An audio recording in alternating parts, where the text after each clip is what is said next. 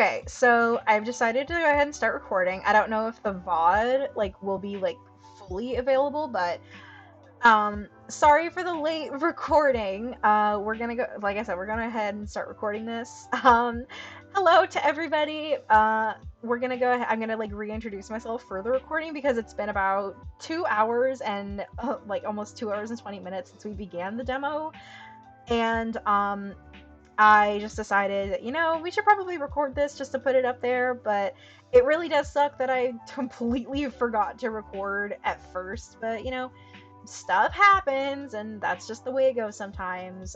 So for people who are just turning into the recording, hello, my name is Blue. I am just a casual streamer. I don't really stream too much on here.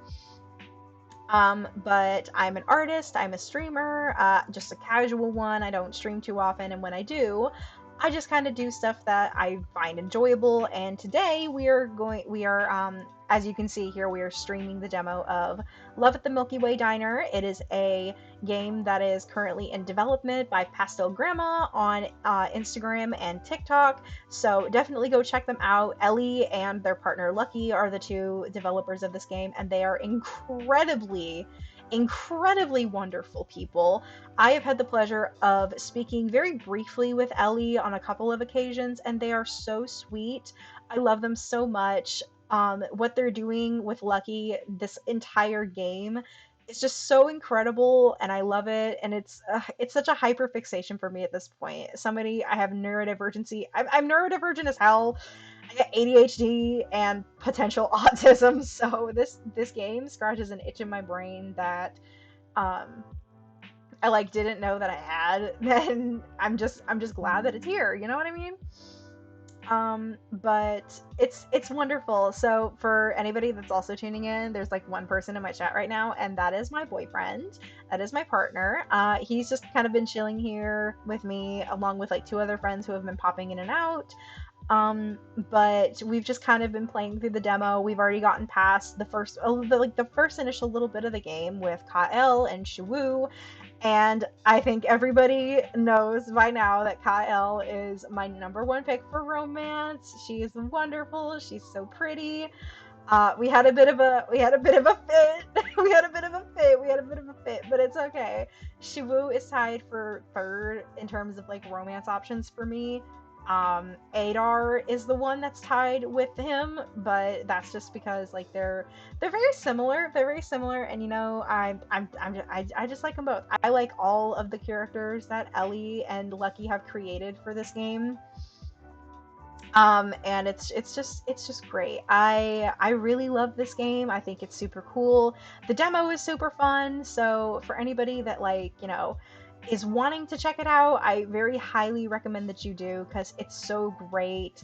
But we've gotten through the first initial little bit of the game, so if you are just tuning in and you haven't seen it yet, just go ahead and play the game for yourself, just to avoid spoilers if you want to, or just play the first initial bit of the game yourself, just to understand what's going on, because it's a really awesome game. And for those that don't know, it is sci-fi. It's a sci-fi cooking and dating sim, which is not something that you see put together very often. I think it's a super cool concept, and there's not really a lot of games that I've seen that have that kind of dating sim, cooking sim mixture. I think the only one that I've seen it compared to is Coffee Talks, and I think that's really the only one that I know of that's kind of like that. I could be wrong. I could very much be wrong, but that's just really the only one that I know of, and that's the one that I've seen a couple people compare this game to on Ellie's TikTok personally. I can see why I can see why they would compare it to that. But yeah, so for those that don't also know, if we kind of well, actually, you know what? I can kind of show you here. Hold on. We can do a save right here. If we go back to this save right here, where, oh no, I don't want to overwrite that. Good lord, holy crap! I am so bad. I'm so bad at this. So we're gonna continue through with this. Skipping. We're trying to get to the specific part where I just kind of want to mention this for a second. Where are the little dudes? Where are the little babies? Where are my besties? Hi, Shiwu. Oh my gosh. So this is Shiwu, for anybody that doesn't know. He is the head of security, and he's wonderful, and I love him. He's so sweet. He's got a little eye bag, so like, you know, fellow insomniac, I feel that. Um, but we're just kind of gonna continue here, blah, blah, blah. I say blah blah blah, but like I'm just trying to get to a specific part because we've already gone through a bit of this. So yeah, Dr. Saria. So these are the float droids. Ellie, if you are watching this and you are paying attention to this, I beg of you, I need 2 little float droid plushies. I need them. You don't understand. So my boyfriend has decided to name them Flute and Loot. So Flute is the blue one, and then Loot is the orange one. I don't know if you have like any official names for them, but I think that that's super cute. Flute and Loot.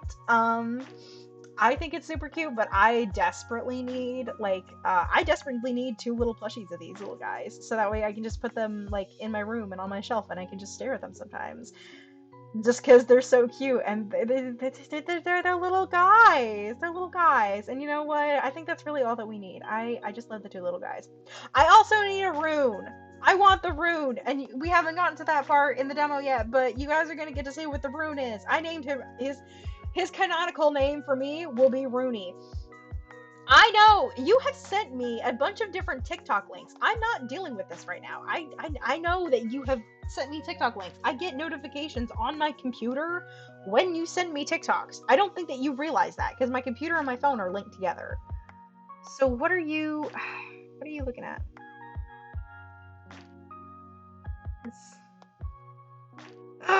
They have full names. Oh my goodness. I need to see. Oh my gosh.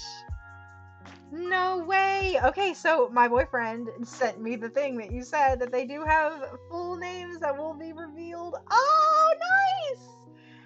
I love that. But, you know, we just kind of headcanon that their names are Flute and Loot. And that's really all that we can ask for because I just think that that's cute. I think that that's cute and that's funny.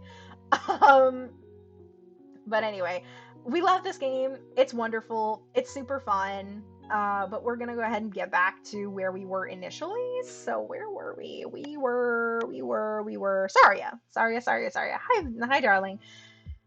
But I haven't learned what each color means. Saria hovers the scanner over me, and I do my best to stay still. After a few moments, it's over. All right, Astra, you can sit back up now. It seems like your body is still attempting to break down and process the last of the sedatives in your system.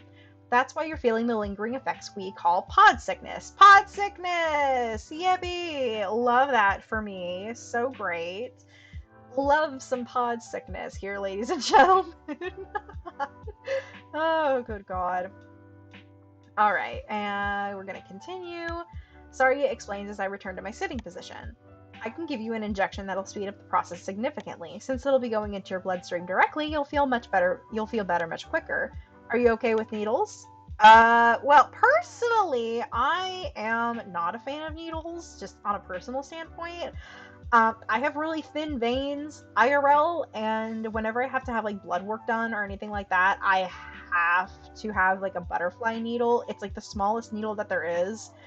And it's really annoying because I don't like needles. I don't like needles. Whenever I have shots or blood work, I have to like turn away from it and I have to like take deep breaths and not psych myself out because it's like I have to have this done, but like also needles are scary. I don't like them. I don't like them very much. You know what I mean? I'm not a fan. I'm not a fan of needles. Not a fan. Can't say personally that I'm not one of those crazy people who are like fine with needles. I'm not one of those people. That's not gonna happen. But yeah, so they kind of freak me out. I don't need, well, I mean, do we want to choose the first one? What do we think? Which option should we pick? I love this music. God, this is so awesome. Again, I don't know if this is like original music that they made specifically for the game or if it's like royalty free just for it. But if it is original music, then oh my goodness, absolute props to you guys because that is fantastic. Oh, it's so nice. It's just so nice to listen to. You know what I mean? It's just so comfy and cozy and it really works with the vibe of the game. So, do we want to pick the first or second option, babe? What do we think?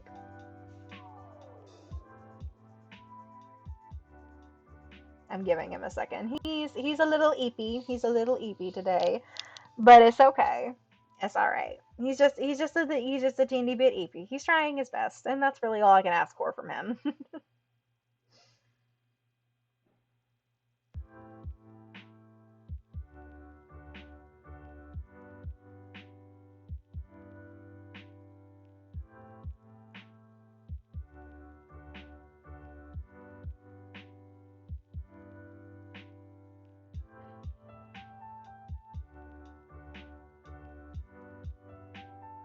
Okay, well, he is not responding, so I don't know if he's already gone eepy or if he disconnected again. I have no idea. So we're gonna go ahead and check the second one. Needles kind of freak me out, to be honest. I say, a bit embarrassed to admit that even as an adult, I still have this childlike fear. Hey, brother, you're here. Well, I chose the second one anyway. I chose the second one anyway. I chose the second one anyway. We can go back if you want. I don't care. Okay, hold on. Well, yeah, listen, I have a childlike fear, but at least I'm old enough to admit to it, okay? Listen. Okay. Okay. So, we want the first option, is that right? We're fine with the needles. Is that correct? Yes.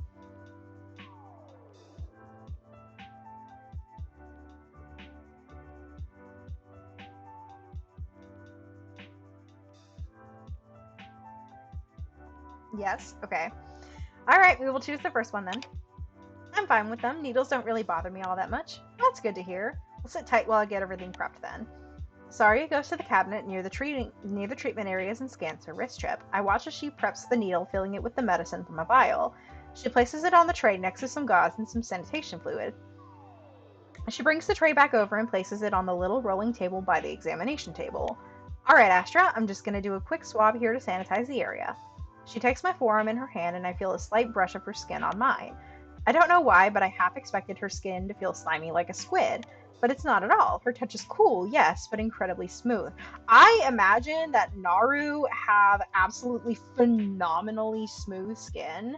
And you know what? I'm envious. Like I want their skin. Like all due respect, I would love to have skin like an Naru because that sounds like it would be fantastic.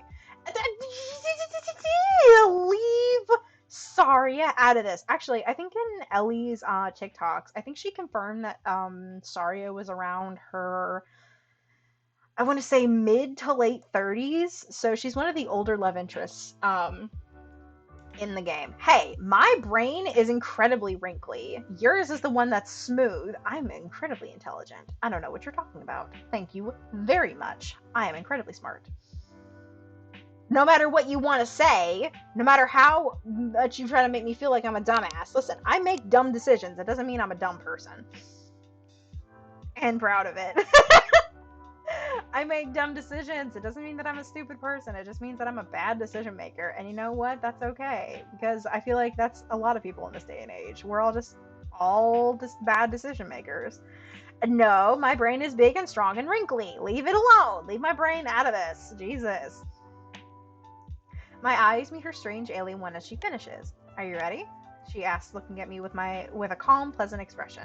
I can't help but feel a slight flush creep over my cheeks as she says those words. Then I kick myself mentally because there's nothing flirty happening here whatsoever. And there's not, but but that's all I gotta say. Just but. My brain is empty. Yes, it is, honey. Your brain is full of nothing but Cheez-Its. And you know what? That's okay. You got like 3 brain cells and they're fighting for 6th place. That's alright. It's one of the reasons why I love you. Yeah, I'm good. Yes, I'm good to go. Alright, Astra, can you breathe in for me, please? And now out.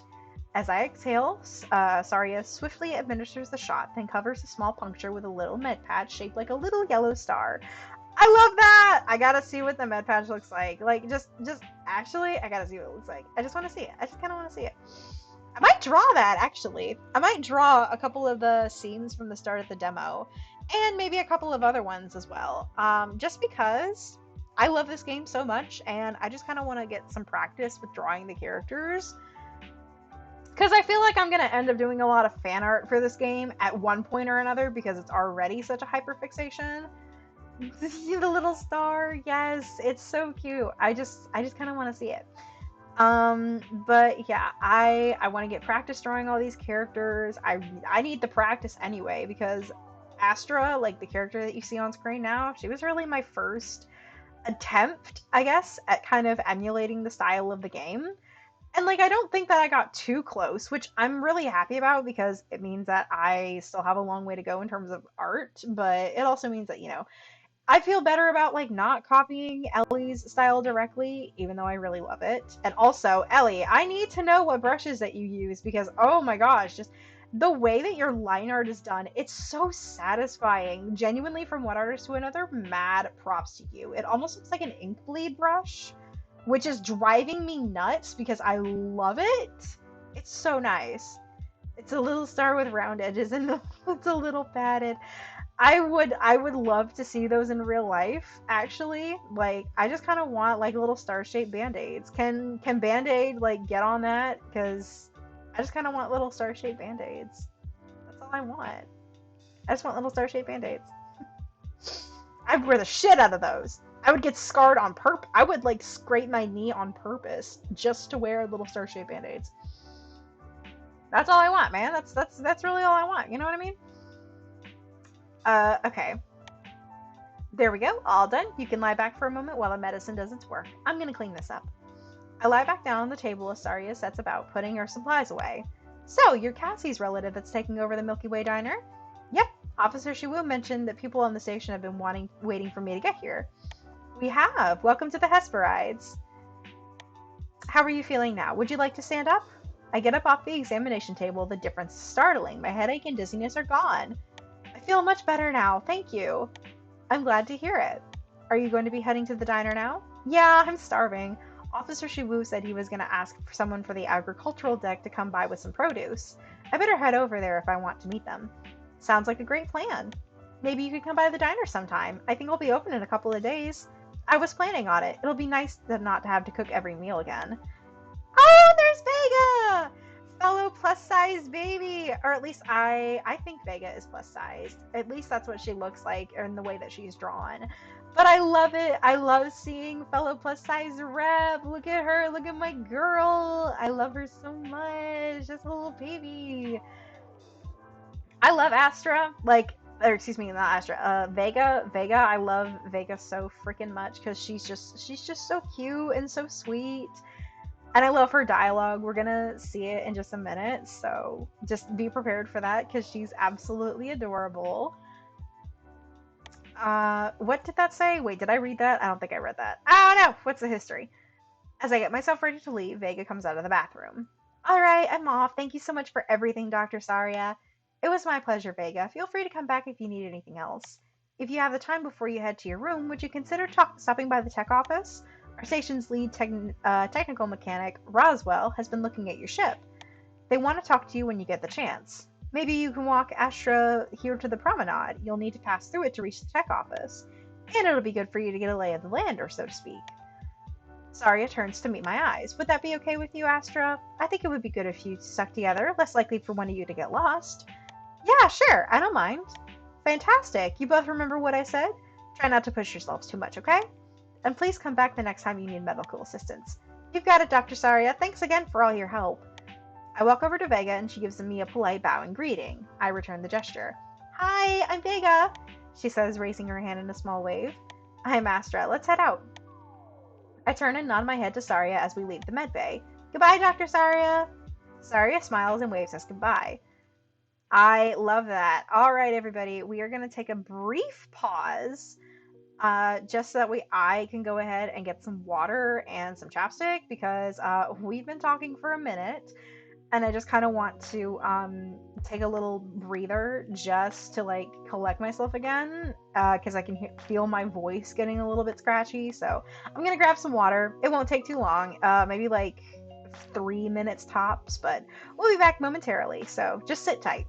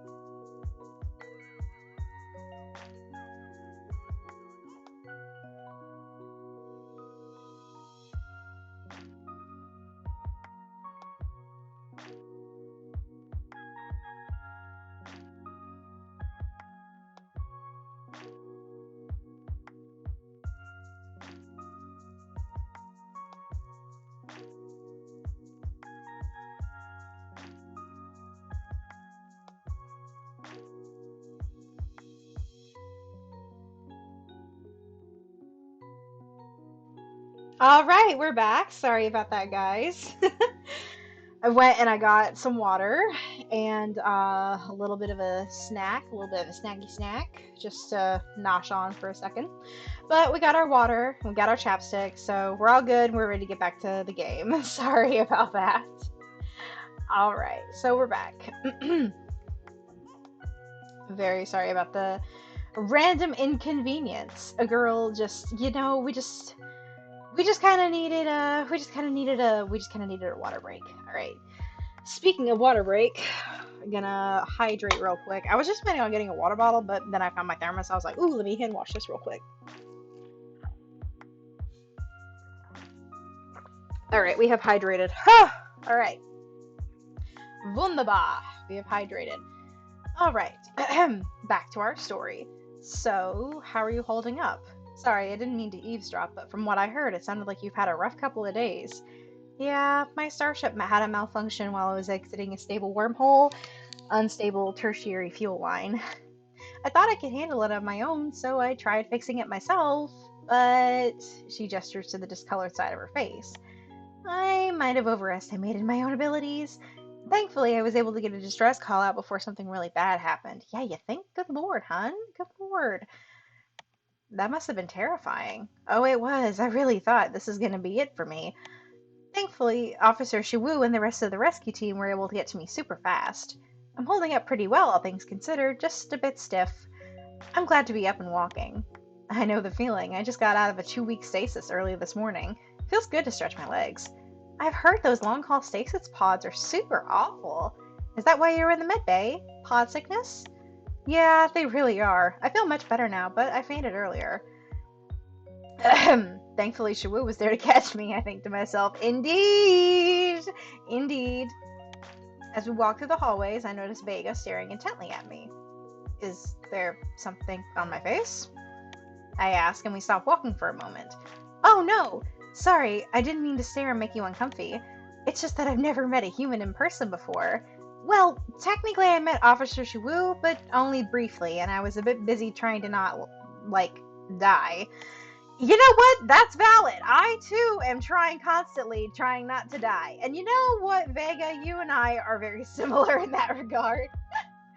I love her, though. She's such a sweetie. She is so baby girl. Oh, I just want to give her a hug. She just looks so huggable. You know what I mean? Well, you're the first Aurelian I've ever met, so I guess we're even. It's my first time out of my home system. Oh, my stars! Me too! She says enthusiastically. I've met Naru and Sketians and even Kaitri before, but never a human. That's not all that unsurprising, I think to myself. Travel visas to the Aurelian home system are notoriously hard to get a hold of, especially for humans. Vega leans in closer, staring intently at me with her shining red eyes. Up close like this, I notice a slight shimmer to her green skin, almost like she's wearing a light dusting of body glitter. Aurelians as a species look like mythical creatures to us humans, like the Fae or elves of old Earth legends come to life. Their entire race was stupidly, stunningly beautiful by almost all human measures of conventional attractiveness. So, what's your impression of seeing one of us in person? I asked, trying to mask my self-consciousness from being looked at so intensely. Your ears are kind of funny. They're round. Thanks? Oh, we have another choice. Babe, what do we think? What are we thinking? Are you still alive? Can you give me an opinion on what response we should make to the lovely Vega here? Any opinion? Both? Okay, we'll do both. Both is good. Up to me. All right. Well, we'll do both then. We'll save and then we'll do both because this is a really interesting one. So we'll save and we'll overwrite the Saria one. We'll start with the second one first. Do all Aurelians sparkle? Of course. I guess humans don't. We do not. Not unless we're wearing makeup, that is. I say with a little laugh, shaking my head. Our hair does turn white as we age, though. Really? That's so cool! Our hair just stays the same color all our lives. Some Aurelians say humans are pretty ugly, but I don't agree with that at all. She muses matter-of-factly. I raise my eyebrow at her comment. glad you agree, but I'd be lying if I said that wasn't a little insulting. And even a bit speciesist. Oh, whoa, Waggy, we have some speciesist comments. Oh dear. I understand why, just from Vega's character standpoint, because I know what her character is meant to be. She's never left her home system. She's a little bit naive. She's just a little awkward, and she doesn't always say the correct thing, but she's okay. She's trying her best. We will load the save from here then. Loading will live. Okay, I just wanted to make sure that it was loading and not overwriting the save. Do you want to touch them? Do you want to touch them? Vega's eyes brighten. Can I really? I nod and lean towards her, and Vega lets out a little squeal of excitement. Gently, she runs the tip of her small green index finger along the outer helix of my ear. Does it tickle? Aurelian ears are really sensitive, Vega asks, a slight teal blush dusting her soft cheeks. Maybe just a little, but I'm okay. I pull away, standing back up straight. Vega continues examining my face. Some Aurelians say humans are pretty ugly, but I don't agree with that at all. She muses matter-of-factly. I raise my eyebrows at her comment. I'm glad you don't agree, but I'd be lying if I said that wasn't a little insulting. Maybe even a bit speciesist. Okay, so we're back to the same point. So that was both options. She cutie. She is cutie. I love her. I love Vega. Again, she is tied for 4th place in terms of love interests for me. I adore her. I think she is so sweet. I love her to bits. I just want her to be happy. That's really all that I want. She's so fucking sweet and cute. I can't get over her. She's adorable. It's one thing for species to have different beauty standards, but to just say it like that, well, oh, okay. So this is another thing that I did notice with the demo. There are a couple of instances where the dialogue, the person speaking is a little funky. I think there are a couple of instances where it says that the MC is talking when it's really the other character. I don't remember how many instances there are. I think there's maybe 2 that I've caught, and I've played the demo. I've played the demo about like 3 times now, I think, just going over it, and also just because I like it and I like playing it because it's super nice and it's just nice. It's nice. It's a turn my brain off and just vibe with it kind of game. And I love that because I don't get enough games like that, and I don't have enough games like that where I can just turn my brain off and, just enjoy it for what it is. The only game that I think that I really have that's like that is maybe, I don't want to say Baldur's Gate, but like maybe Baldur's Gate. Even then, I still have to do some thinking with that, and it still takes a lot of like mental strain just from the amount of thinking and like planning ahead that I have to do with certain characters and certain run-throughs, but that's really all that it is. Avatar is kind of like that for me as well, where I have to kind of like think about like, well, what am I gonna do? What do I need to go do? I need to go do this. I need to go do that. I need to go shoot this guy. I need to go get this thing from there, and I need to go give it to this person.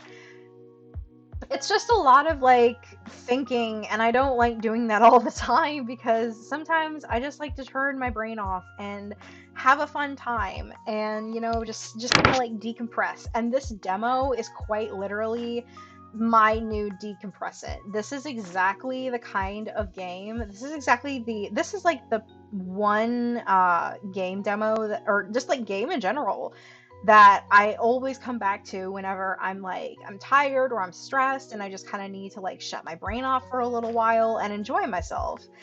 And I always find myself coming back to this because not only does it give me like that boost of serotonin, because this is essentially just a serotonin machine for me, is coming back to this demo, but I also enjoy just coming back to it because it gives me inspiration to draw, and I love that because I love this game so much, and I have the mental and physical urge and desire to draw fan art for it, hence how we got my picture of Astra in the first place.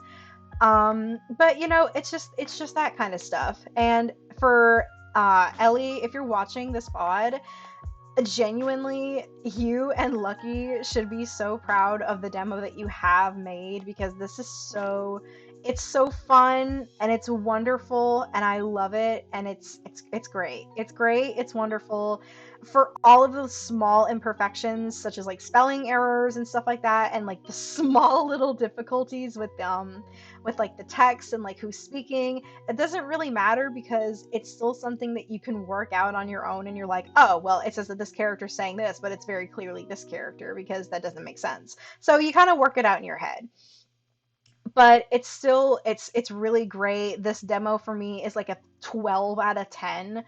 I love it. I love the characters. The banter is really funny. The dialogue choices are really great. It's all just really great and I love it. And you guys are doing fantastic and amazing, and we're all prepping for June 10th. You know what I mean? It's going to be a fun time. It's going to be great. It's going to be wonderful. And I want Love at the Milky Way Diner to succeed. We all want it to thrive because this is such an awesome game. You guys have created something so cool. And I love you, and you're wonderful, and I love you, and you're wonderful. You're great. Keep up all the fantastic work that you're doing. You know what I mean? I hope that both of you are having the greatest day, by the way. And I'm really sorry that you guys couldn't be here for the live. But I'm just glad that you guys are doing, just doing stuff and living life. You know what I mean? You know what I mean? I totally understand it. And just keep doing what you're doing because this game is fantastic, and it's getting its audience. It's getting its audience, and that's really all you can ask for. So for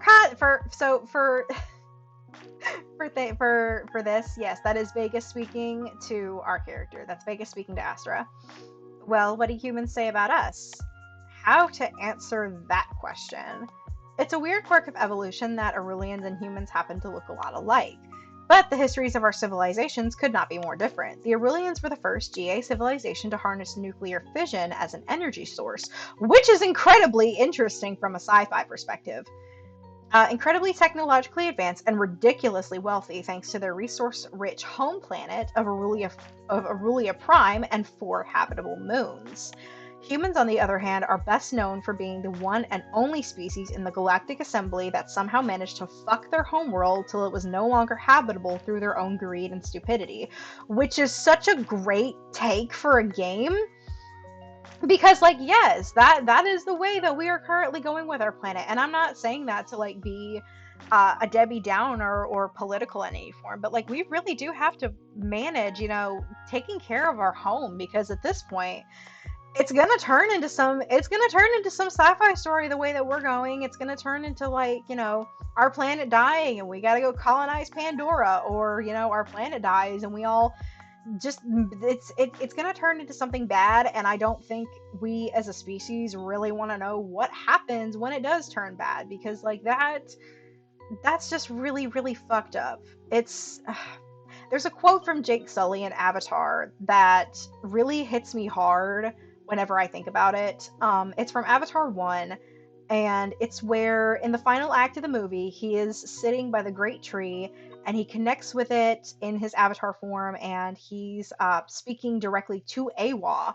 And for anybody that doesn't know Avatar, Awa is like it's the Navi's deity who is also essentially the entire world around them. It is the collective consciousness of their entire planet, and they're able to connect with it on like they're able to actually like connect with it and like upload and download data and memories through a biological mean. And it's really interesting, and I commend the hell out of James Cameron for being able to figure out the way that world works. But the thing is that like the quote that I'm thinking of from Jake is when he's talking to Awa, he's begging Awa for help because they're going up against the humans who have more numbers, and they're fighting with, guns and weapons and explosives and just stuff that they're going up against them with bows and arrows and animals, and even then they're not going up against them with a lot.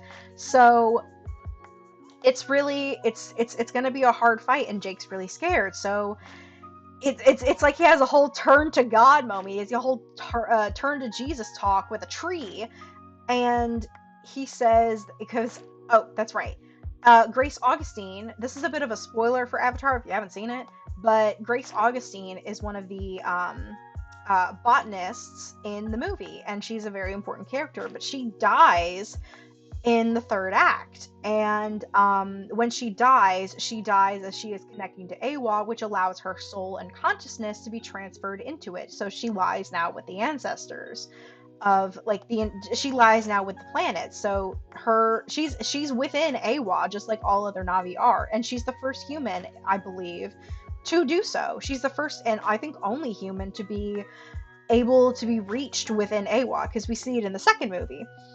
But the thing is that as he's speaking to Awa, or the tree, he says, if Grace is there with you, then look into her memories. See the world that we come from. There's no green there. They killed their mother, and they're going to do the same here. Awa is referred to as the Great Mother in Avatar, and it's primarily by the Na'vi. The Na'vi refer to Awa as the Great Mother. She is the spiritual embodiment for them of their home, their planet, everything around them, the plants, the animals, everything. And that is who they are. She is their great mother. And it's really interesting to see this story kind of take that as well. But that's a quote that really resonates with me from Jake. They killed their mother, and they're going to do the same here. And that really speaks to me from just how humans are as a species. Because if the world does go sideways like that, and we do manage to fuck it up so bad that we just can't live here anymore, it's just gonna be to the point where it's like they killed their mother, and they're gonna do the same somewhere else. If we actually manage to achieve mass space travel, I shake in fear to know what is gonna happen with that, because that scares me. I don't know. I don't know what I started rambling about, but it's just that kind of stuff that I'm like, it's that kind of thing with like certain sci-fi stories that appeals to me. And I think that that's why this game appeals to me so much. It's because it's got that whole sort of like dystopian, this is like post-dystopian, I'm guessing.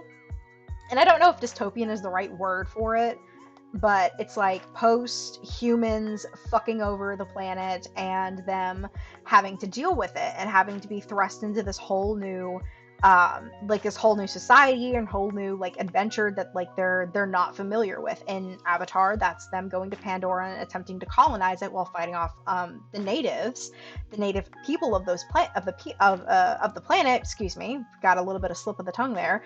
And then for this one, it's them screwing their planet over to the point where they can't live on it, and they are found by the Galactic Assembly, and they're welcomed into their society, and it just goes from there.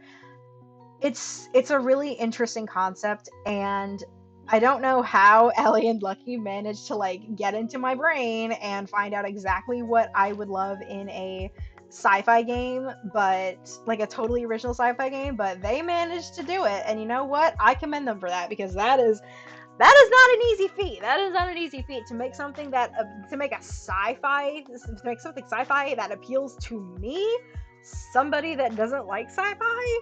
That is a strong feat, and I genuinely give props to you guys, because that is impressive. We're hydrating for a second, because I really just went off on like a 5-10 minute tangent there. But yes, that's kind of why that's a big part of the reason why I love this game. It's so great. I could genuinely do like just a video talking about how much I absolutely adore this, but I won't, because we don't have enough time in the day for that, and we've already been live for like we've been alive for 3 hours. Holy crap, that's crazy. I've never been live for like 3 hours before consistently. Just a tiny tangent. And you know what? That's okay, because that really just shows how cool this game is. It gets me to go on tangents. I don't do that a lot with a lot of things. Like, that, babe. I don't like spew on something unless I'm genuinely into it and hyper fixating on it. And this is like my biggest hyper fixation. It has got its own little suite in my brain corners. It's got its own little suite. I have like a brain hotel with all my little hyper fixations and all my little like things that I love. And it's got like a suite on the top room where it's got like the presidential suite in the little brain hotel. And it's right there with Baldur's Gate and Avatar Frontiers. And that, I think, is a testament to itself, because I love Baldur's Gate and Avatar Frontiers, because oh my gosh, those are my two comfort games. Those are my two favorite games that I will play and play and play. You just gotta check the hundreds of voice note about Baldur's Gate. Exactly. I spew on Baldur's Gate because I love it, and it's so great. In this game, I can spew about it for hours because it's so wonderful. I love it so much. This is such a cool game. Hence why I wanted to stream. And I know that I don't have a massive audience, and I know that I don't have a lot of people watching. I know that it's just you, Joseph. But this is so cool, and I still want to, like, just have it out there. I just want to have this out there because it's so great. Because this game is so incredibly important to me, and it's so special. I've been following along with it for a little while before the demo was even out. I don't remember when exactly I stumbled upon it, but I think it came across my TikTok, I want to say a couple of months ago. 3, me, myself, and I. Very funny. But yeah, it's just one of those games that I came across it on TikTok, and I started following Ellie, and I wasn't really too into, like, I wasn't too vocal about my support for it because I didn't really know, like, what it was, and I hadn't looked too deep into it. But then when I saw them pop up on my For You page again a couple of weeks ago, and I saw that they had a demo, I was so excited. I was like, how did I miss the demo? I completely missed the first Kickstarter, which I was so mad about. I was like, how did the algorithm not show me that this person that I've been following, how did I not? What? Are you kidding me? I was so mad that I missed the first Kickstarter. I'm glad that I have the ability to, like, join in on the second one now, because I want to support this game so bad, and I really want this next Kickstarter to succeed. I want this game to be a real thing because, dude, I only have so many serotonin machines. I'm absolutely promoting this game for selfish reasons. Only a little bit, only a little bit. But, like, genuinely, real talk, I'm supporting this game because it's fantastic and it deserves to be supported. And because Ellie and Lucky are so fantastic, they're wonderful people. I've never really even talked to both of them that much, but just from their general demeanor online and just the way that they speak about their game, you can just tell that they're great people with hearts of gold, and they just want their game to succeed. And if I can help with that in any way, then I want to do it, because I may not have, like, a very large presence or audience, but that's something that I do know is content creation. And whether that entails me drawing and posting on Instagram, or me making silly little streams that, like, one person or two people watch, all that matters to me is that I am doing my part and helping it succeed and thrive in some way, shape, or form. Because even the smallest bit of help can really go a long way for indie developers. And, I'm very proud to be one of those small little individuals who is doing their part to help support this game, because it's such a fantastic game, and it deserves to be loved, it deserves to be shown, and it deserves to have its time in the spotlight. And dude, if this thing gets a Switch port, are you crazy? I will be all over that. I will play it everywhere. I will play it on my Switch Lite. It will be fantastic. Dude, I want someone to make, like, a custom Switch case for me. Like a Switch Lite case. It's just love at the Milky Way Diner. I want that for myself because I think that would be so cool. But it has to have the little float droids on it, though. It has to. It has to have the little float droids. Something else that I really want to see, I don't know if I ever mentioned this since the recording began, but I want to see the little bag bot, the little dude with the little velvet bell top, with the little bellhop hat. I want to see you guys draw him. I want to see him have, like, his own little thing in game, because I think that's so cute. Like, I have a mental image of what it looks like in my head, but I want to see exactly what it looks like. I really do, because it's so cute sounding. But putting that tangent aside, we are going to go ahead and get back to it, because I cannot talk and yap on for this long without actually giving some fucking content, because otherwise we will be sitting here all day, and this isn't just a just chatting stream. This is a gameplay stream. So we're going to get back to the actual gameplay. Thank you very much for listening to my TED Talk. Okay. Sure, we managed to survive the collapse of our home planet and expand throughout our own solar system with the comparatively rudimentary technology we had developed, but we probably could have never dreamed of achieving interstellar travel on our own. It's doubtful the GA would have even reached out and made first contact with the primitive, resource poor residents of the Helios system had their hand not been forced. It was an open secret that Arulians tended to look down on our species more than any other. And the general human consensus? Arulians are a bunch of beautiful, rich snobs, blessed with ridiculous good looks and more resources than they know what to do with. Okay, we do have another choice here. So, Joseph, would you like to give your 2 cents on which ones we should do? I feel like we should just tell her the truth, frankly. Like, I don't know, that's just me. I like blunt honesty. I am a blunt person. Yes, I am a December Sagittarius. Thank you very much. Hydrating again because that TED Talk, whew, that TED Talk is hard on my throat. But that's all right. Because I enjoy doing my little TED Talk because I feel like I needed to get that off my chest because it's wonderful. And I have no idea whether or not Joseph has fallen asleep or not, but if he has, then that's all right.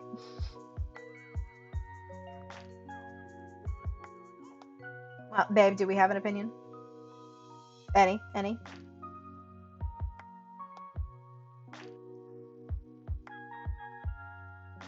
The chat just could have like a weird delay. I have no idea. I could be crazy. I might be crazy. Crazy. I was crazy once. They locked me in a room. A rubber room with megas. And the megas make me crazy. That's a reference to Megalodon, who is another streamer that I follow. She's a VTuber. Go check her out as well, because she's pretty funny. The first one? Okay. Then, you know what? We'll do a save, actually. We'll do a save. We'll overwrite this one, and then we'll do both, because why not? We'll do both, and we'll have fun. We'll do both. We'll do the first one first. That your species is very beautiful. And a bit full of yourselves, I think to myself, but I don't say it out loud. Thank you, she says, flipping her hair over her shoulder and flashing me a dazzlingly bright smile, before continuing to walk. Oh yeah, I think. Definitely full of yourselves. Oh my goodness, leave her alone. Poor baby. She's doing her best. Poor Vega. I follow her down the hall.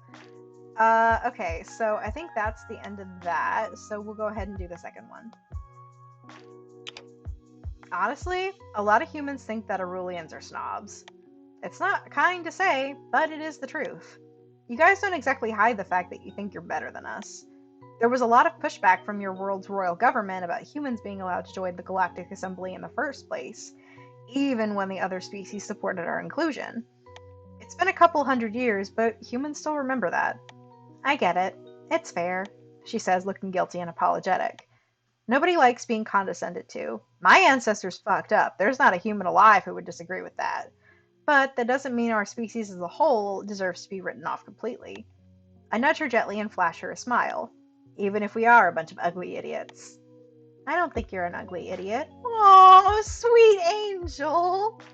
My sweet baby angel. I fucking love Vega. Vega is so sweet.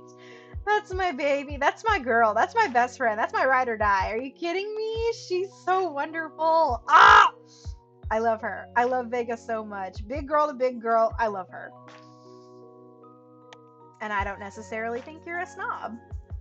I'm sorry for insulting you, Astra. I need to think before I speak, she says with sincerity. I'm glad to have gotten through to her. And thanks for being upfront with me. Not a lot of people in my life have done that. Oh, sweet angel. It's cool. Apology accepted. Space friends? I ask, holding out my hand for her to shake. Space friends! Space friends! Yes, space friends! I love space friends. We have space friends! Space friends! I love space friends. This game is so fantastic. More people need to get on this. Ah! It's so great. I love Love at the Milky Way Diner. Love at the Milky Way Diner brain rot. Yes! So wonderful. Love this game so much.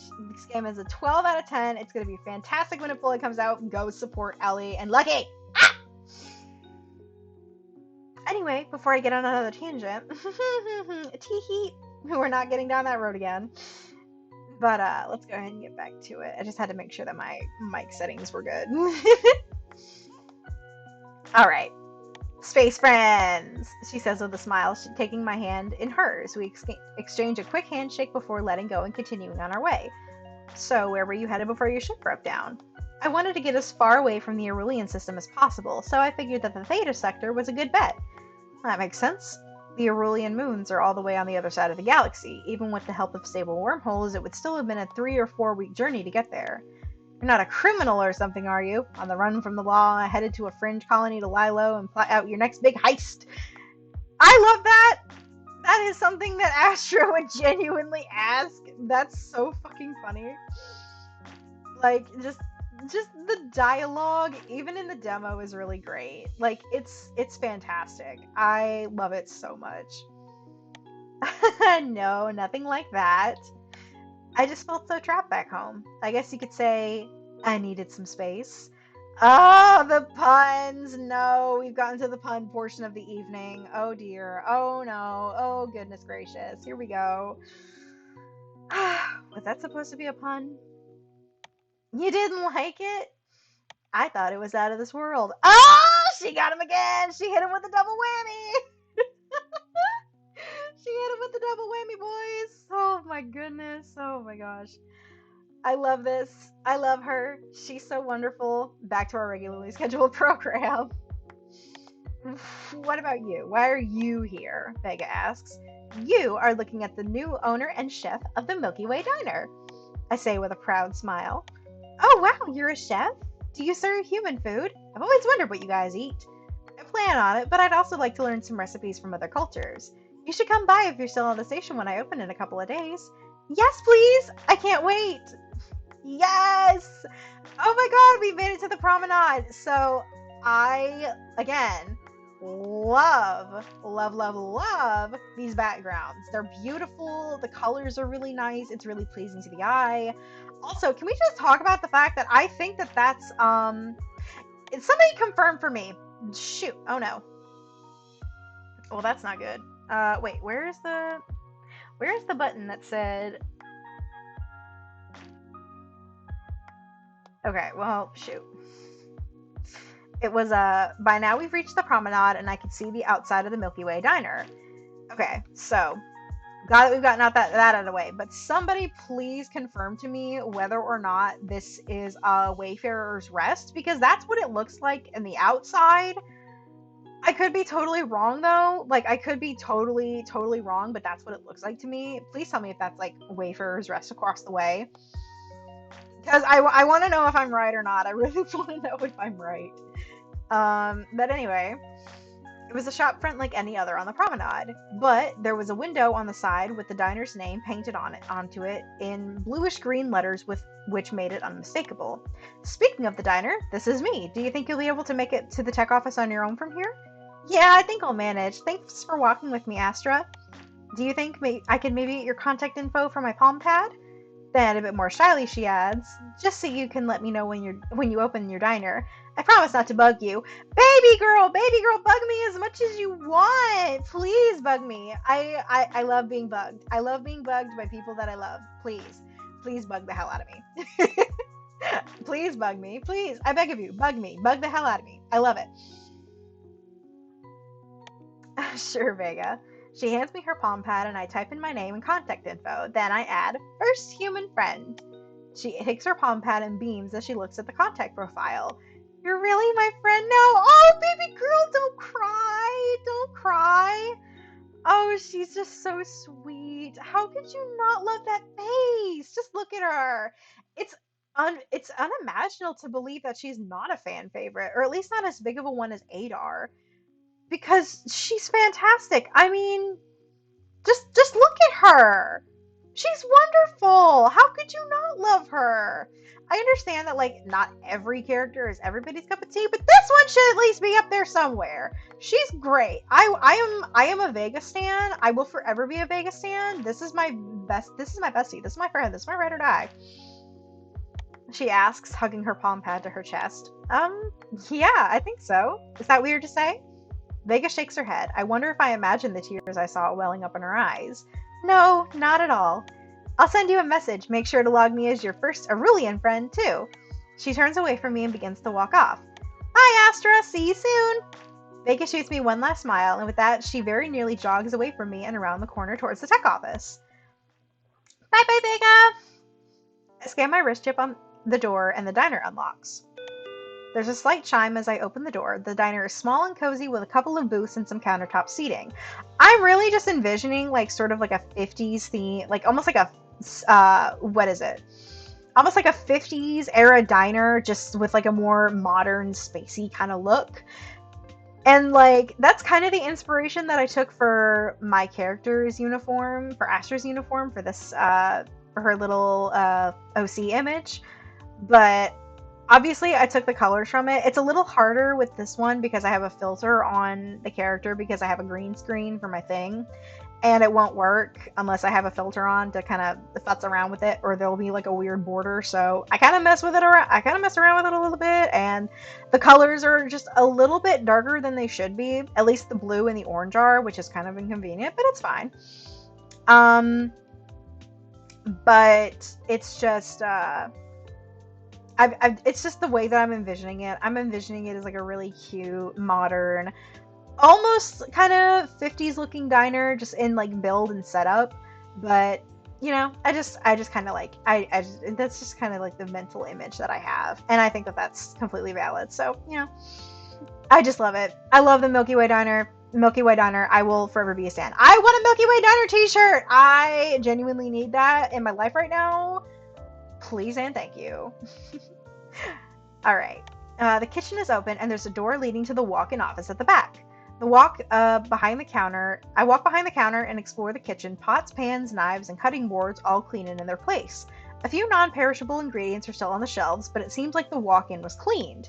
Sanitation probably did that so nothing would start going bad. Yeah, you think? If somebody passed away and there was nobody to manage the diner, I would expect for someone to go into the walk-in freezer or the fridge and just chuck shit, because like, ew, rotten food, please. I wish I had like a disgusted face for Astra right here. I don't, because I kind of limited her expressions just a little bit, just to make it a little bit easier on myself. But you know, one day in the future, when I have like a proper PNG tuber model or a VTuber model, God forbid, we'll probably have more expressions to work with there. But you know, rotten food, gross, especially spoiled milk. Spoiled milk is like one of the worst things in the world, and I cannot believe that there's like an actual thing. It's called soured milk. It's milk that's literally sold spoiled. It's so gross. I don't understand why. Why would you want soured milk? Just gross. Please, disgusting. Soured milk is like the only thing that can like make me physically want to vomit without it ever being near me. It's so fucking disgusting. Like, I'm sorry, but like bad dairy, nah. Disgusting. I run my hand across the well-used countertop and let my mind wander. The sound of the door chime jolts me back to reality. Oh, he's here! I turn around to see an Aurelian man in an orange work suit standing in the doorway. He carries a large crate under his muscular arm. There he is! Oh, it's Adar! Again, this is another one that reminds me a lot of my boyfriend. Just the soft boy, and it's so. I love him. I love him so much. I can see why he's a fan favorite. He's definitely my number 3 pick, tied with Shiwu, for my romance option.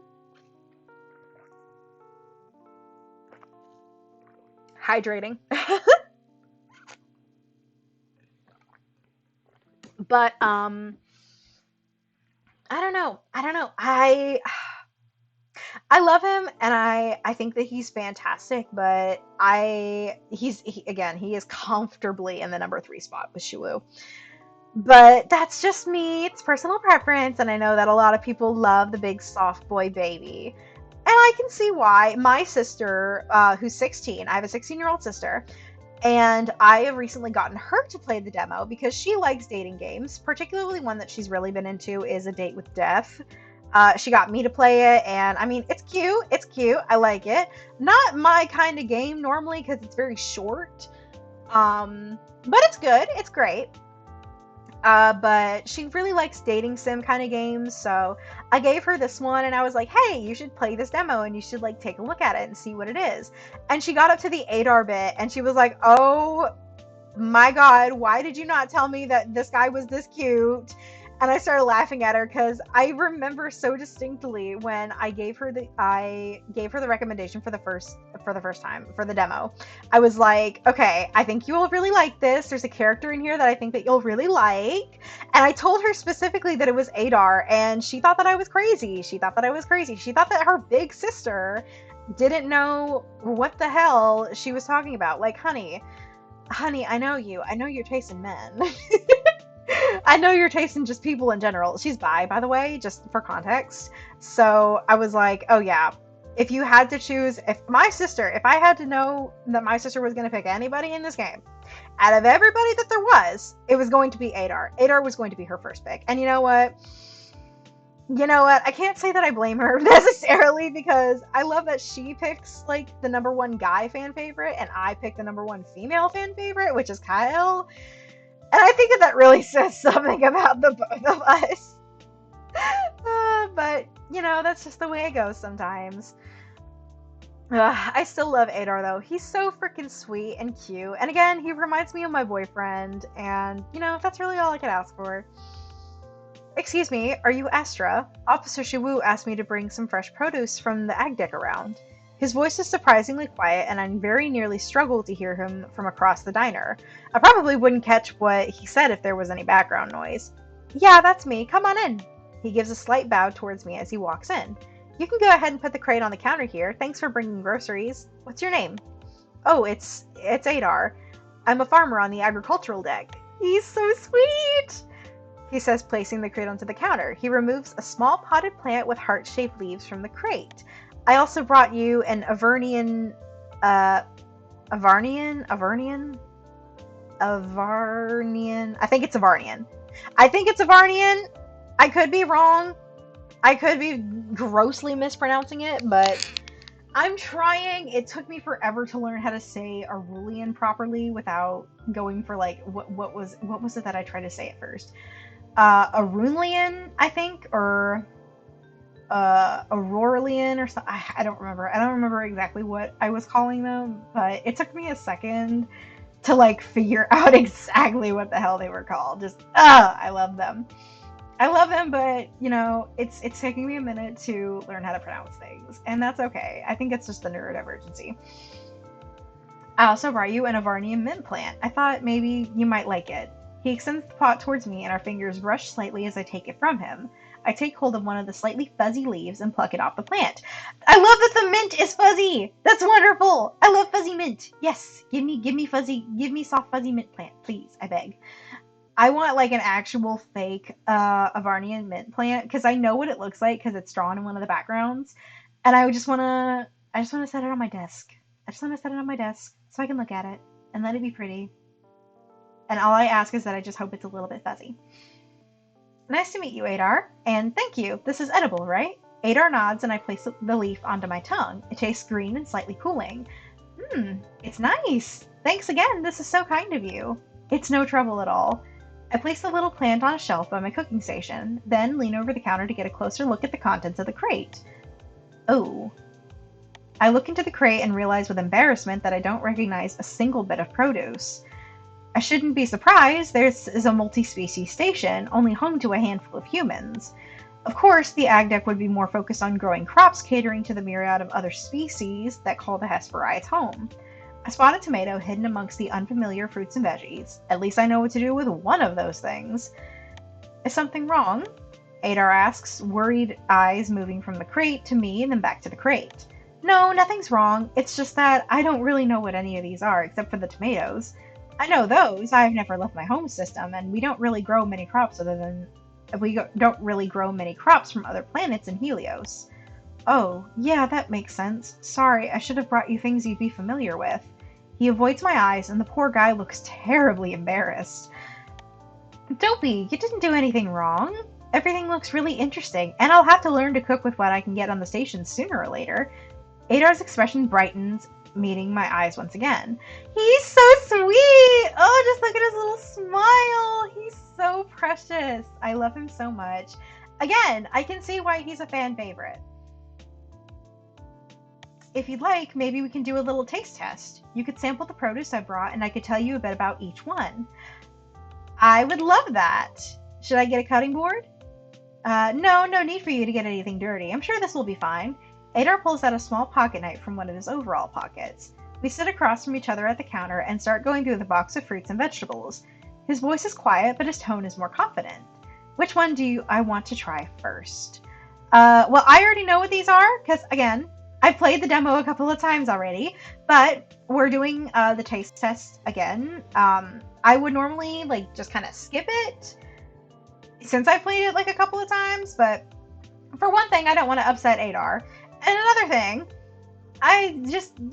for people who watch this, just for people who watch this who don't want to play the demo or just kind of want to be spoiled beforehand, just so you guys know what exactly is in the crate, because there is a lot of interesting food in here, and I think it's really cool, and I love cooking with every single one when I get to this part of the demo, because I've just been kind of experimenting. I think the first time that I played the demo, when I was in here the first time, I ended up cooking, what was it that I ended up cooking? I think I made Aunt Cassie's soup for Adar for lunch, and then we did a dessert thing, because I like making dessert, and I wanted to bring something sweet to my neighbors, because why not? It's part of being a good neighbor. But we made a Aurelian summer cake, and that's actually kind of why I made the Aurelian summer cake on Astra's picture when I first drew her. So that's the little thing on the tray next to me. It's supposed to have a green center, but because I have a green screen, it fades out as well with the filter on that I have. So unfortunately, we can't really see it, but it's the little flower that you can see on this one back here. This little flower is supposed to be what's on top of the summer cake, but it's supposed to be like a bean pod. It's so cool. Gosh, I love this game. Why does this game not have more backing? Please, I beg of you. I'm literally praying to the gods every single day. Just please get more eyes on this game. I need this game to be a thing. I need my serotonin machine, and I want these people to succeed. Please, I beg of you. All right, well, let's go ahead and get started. We're going to go top to bottom. So we're going to start with this one first. How about this flower ball? Atlas beans. Those are a staple in the Aurelian system. We have these in some form or another a couple of times a day. You can make sweet or savory dishes with them, and they're a great protein source. This is beans? It's a pod. He picks up the sphere and shakes it next to my head, and there's the slightest rattle coming from inside. Here, let me show you. He peels back the part of the membrane and shakes 5 large indigo beans out of the pod and into his palm, which he then extends towards me. You could try them raw and fresh from the pod like this, but it's more traditional to cook them. The flower here is edible too, though it's more so used as a garnish to make a dish pretty than as something you'd actually want to eat. I would love to eat the flower! I want to eat the flower! Why can't I eat the flower? I just want to eat the flower. Can I eat the flower? I want to eat the flower.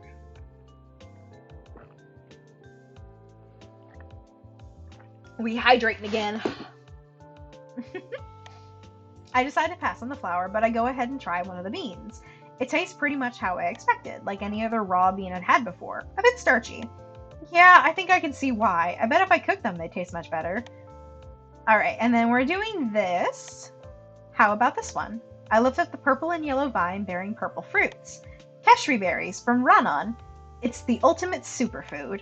These are an incredibly important food source for the KICKSTARTER, and they're also an incredible crop to grow on ag decks. On top of being full of antitoxins, they're also one of the best sources of vitamin D that you can get. That's nice to have when you're nowhere near the sun. I say, pulling a berry off of its vine and popping it into my mouth. Once I bite through the firm skin of the fruit, I'm left with a soft, chewy texture. I feel like I would love that. I am a texture person, so there's not a lot of food that I can eat where I'm like, yes, I will eat this. I will eat the shit out of this, hence making me a pretty picky eater, which I don't really like, but it's not really something that I can control about myself because there's just so many foods that I physically cannot stomach without them triggering like my negative texture response. And that's a big part of the reason why I can't eat like it's just certain food I can't eat. Hot dogs. Hot dogs is a big one. I cannot eat hot dogs. I can eat like pork sausage patties, but I can't eat links. Links gross me out. And just hot dogs in general, just it's just so gross. People freak out all the time when I tell them that I don't eat hot dogs. And I'm like, I'm sorry, it's a texture thing. I can't eat them.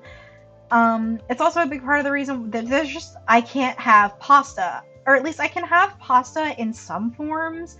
I can't have ravioli. I can't really eat spaghetti. I can have like thin stir fry noodles, which I've had a couple of times before in the past, but I can never finish a bowl of them because I will get to a certain point in eating where I will like it will trigger my texture response, and my body will just be like, okay, hey, no, this texture is unfamiliar. We're not a fan of this. You've eaten a lot of it and you've done really good, but this is enough and you need to stop. So that's kind of where my like cutoff is, where I'm just kind of like, yep, okay. So texture is a big thing for me, but I feel like cashew berries, I feel like I would just love them. I'm not a big fruit person anyway. I do not like seeds in fruit, hence why I can't really eat watermelon unless I've taken the seeds out. And I can't eat oranges either because I hate the texture of the pulp. It's also why I don't drink pulp in my orange juice, because I don't want bits in my drink. You know what I mean? I can't do pulpy orange juice. I can't do it. So I have to have no pulp. But like even strawberries, I love the taste of strawberries, but I can't have them because of just the skin and the texture of it. It freaks me out, and I'm not, I don't know why. I don't know why I'm wired this way. I just kind of am. But again, cashew berries, if it tastes the way and it's like textured the way that I think it is, kind of like a blueberry, I love blueberries. I will eat the shit out of blueberries. But if it's kind of like that, but like chewier, then I will eat the shit out of it. I love chewy stuff. I don't know why, but I do. I love the chew. I love the chew. And, you know, it's just one of those things. I like it. I think I would really like enjoy it in real life. There is an initial tartness that disappears quickly, and it is followed by a deep berry sweetness, like a combination of blackberry and purple grape. Which, that's a flavor myself that I'm not really a fan of, is grape. But like blackberry and grape, I will eat the shit out of that. I will go to town on blackberry and grape. Like mixed together, that sounds fantastic. Just delicious. Absolutely 10 out of 10. Would recommend. Alright, and then this one. Let's try this one. I point to the pinkish red pear-shaped fruit with a crown of spikes on its larger end.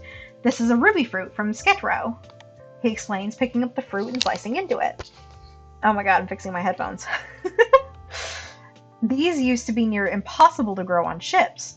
They're a cactus fruit with very specific requirements. But about 5 standard rotations ago, the Sketrians, I really hope that I'm pronouncing that right. I really do hope. It's such a struggle for me to be able to pronounce the names of the species correctly.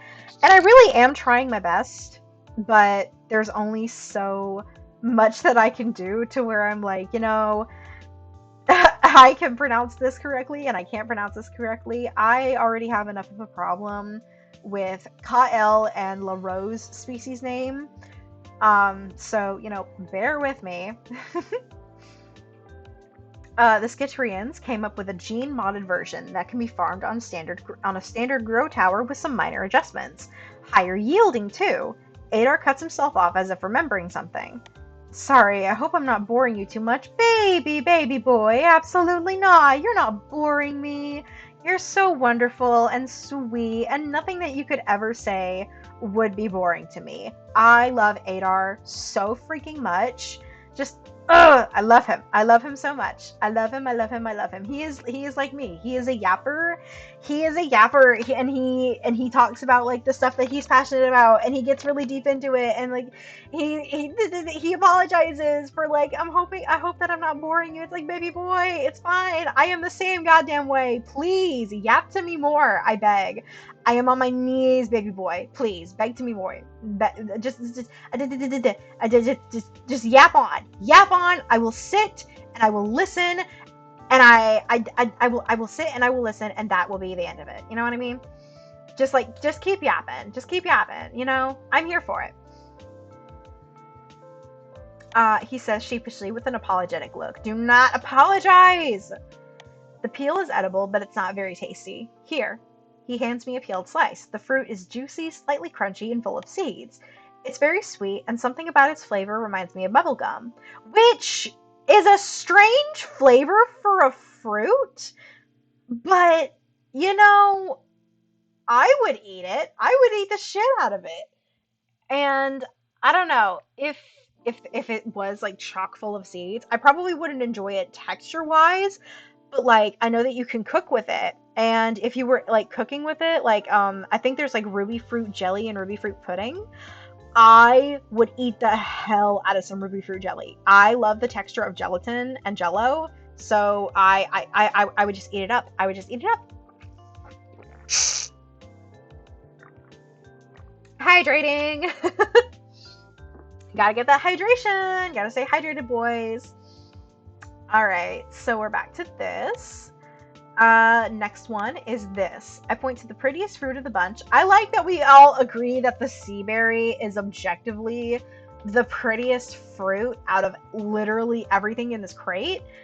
Because what the hell? It's gorgeous. I remember seeing it for the first time. I was like, oh, are you kidding me? That's so pretty. I get to cook with this? It seems too pretty to cook with. What are you talking about? What's this one called? This is a sea berry from Nauru. We actually grow these underwater in our saltwater glow shrimp tanks, which I think is crazy. The plants and the shrimp provide each other with nutrients that keep each other healthy. It's a fascinating symbiosis. Yes, yap to me more, please. Yes, yap, yap, yap, yap, yap. Just keep yapping, sweetheart. Go on, try one. Just take the little top part off before you do.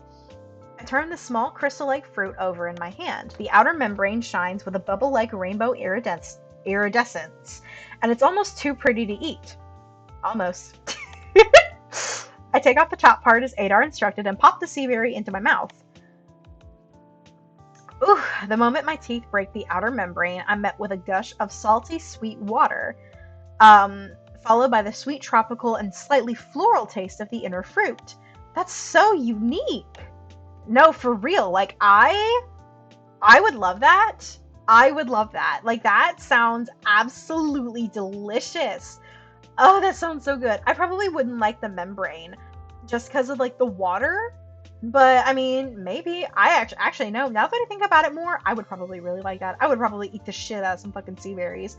Oh, it sounds so good. I wish it was real. That tends to be like me with sci-fi. When I get really deep into it and it's like a really interesting thing that just grabs my attention to the point where I'm like, yes, this, I love this. I'm just like, I wish it was real. I'm pretty consistent at that. I will be completely honest. I am nothing if not consistent. All right. This one kind of looks like a hand with too many fingers. And you know what? You are absolutely correct. I say, pointing to the red-orange fruit. Yeah, Sketero chilies are kind of freaky looking, but they're delicious.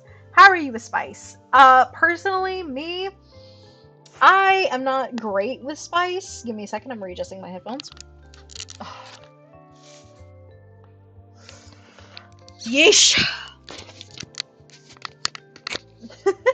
I got it. Headphones are back. All right. Personally, it does look like a squid. You're absolutely right, babe. It does kind of look like a squid. Personally, me, I'm not horrible with spicy food. My spice tolerance has increased over the last couple of years, but I am still a person that prefers mild sauce to hot sauce. So, you know, take that with what you will. I mean, yeah. I would say this one because I do realistically love spicy food. I just have a hard time realistically handling some heat, but I do really like it. Um, I'm just a big baby. That's all. I'm white. You gotta give me a bit of credit here. I'm trying, okay? It's not that spicy, so you should be fine. The peppers from your home system have a chemical called capsaicin.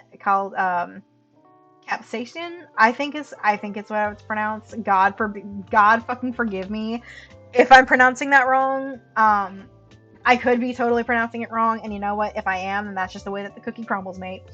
That makes it spicy. This one has a bit of that too. But they also contain hydroxy alpha essential, which has a more tingly effect. Well, let's do this. I want to try.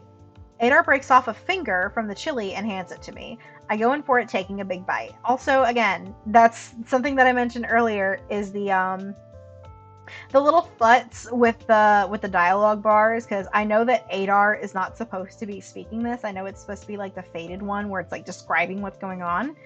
But, you know, like I said, this is a demo. It's not the full game. It's free. It's not supposed to be perfect. And I'm not expecting it to be perfect. I'm just saying that the little futzes are funny, and it does really make it feel so much more real and unpolished and unfinished. It's like, yes, this is what we're trying to show. There are some imperfections, but that's okay. Because, you know, hey, what's that quote from Steven Universe? If every pork chop were perfect, we wouldn't have hot dogs.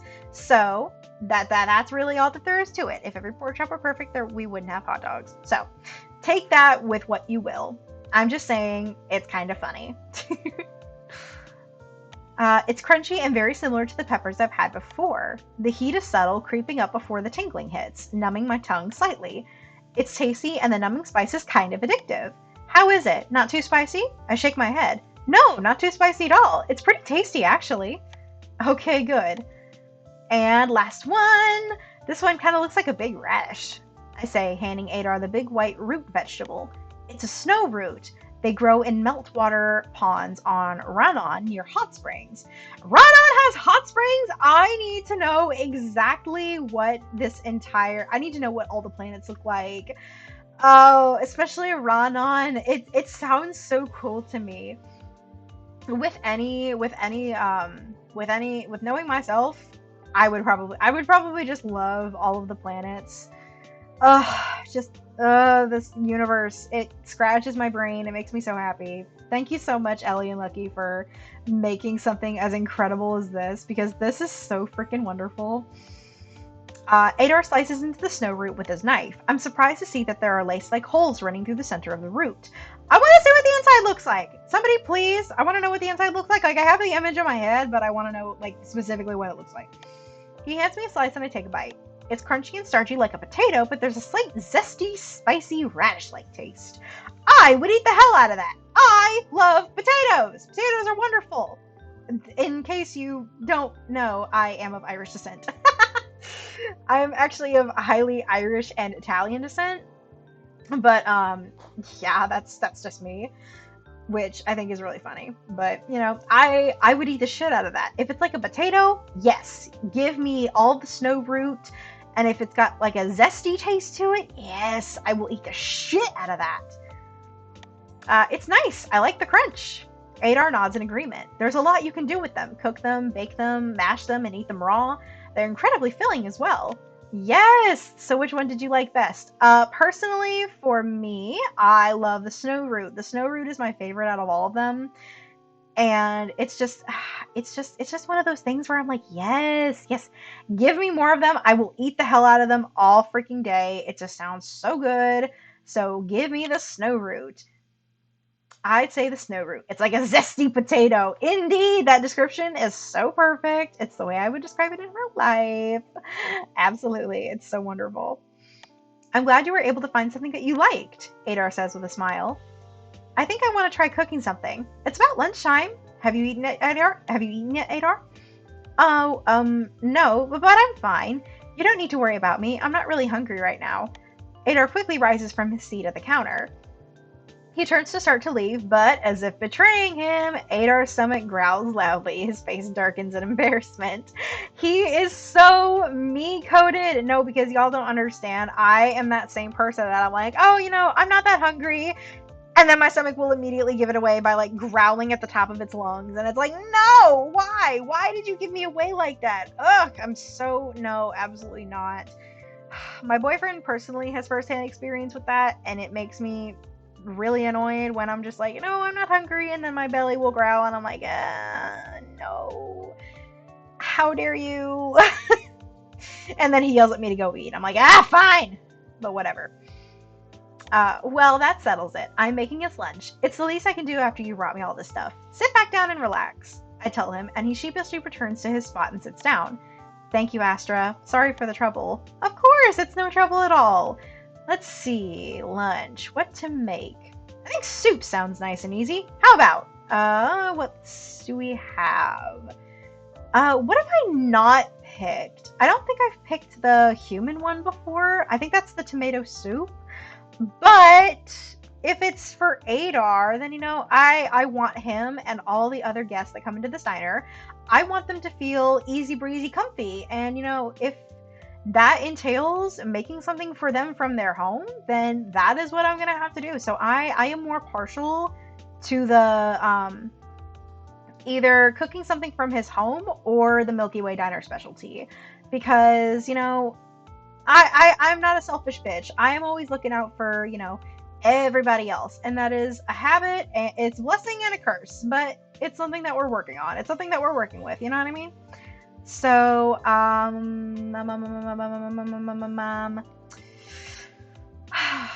goodness gracious. Joseph, do you have a opinion on which one we should do? By chance? Pancakes. We can't make pancakes yet. Not yet. Actually, we will take the time when we're going into the cooking thing. We will take the time to kind of look at different recipes and different foods and stuff that you can make, because there are a couple of them that you can just make them and the ingredients are not set a certain amount, so you could just use them over and over again, which I think is really cool. And it's really beneficial because I don't like knowing that I can only make one thing. I want to test stuff out and I want to have fun in the kitchen.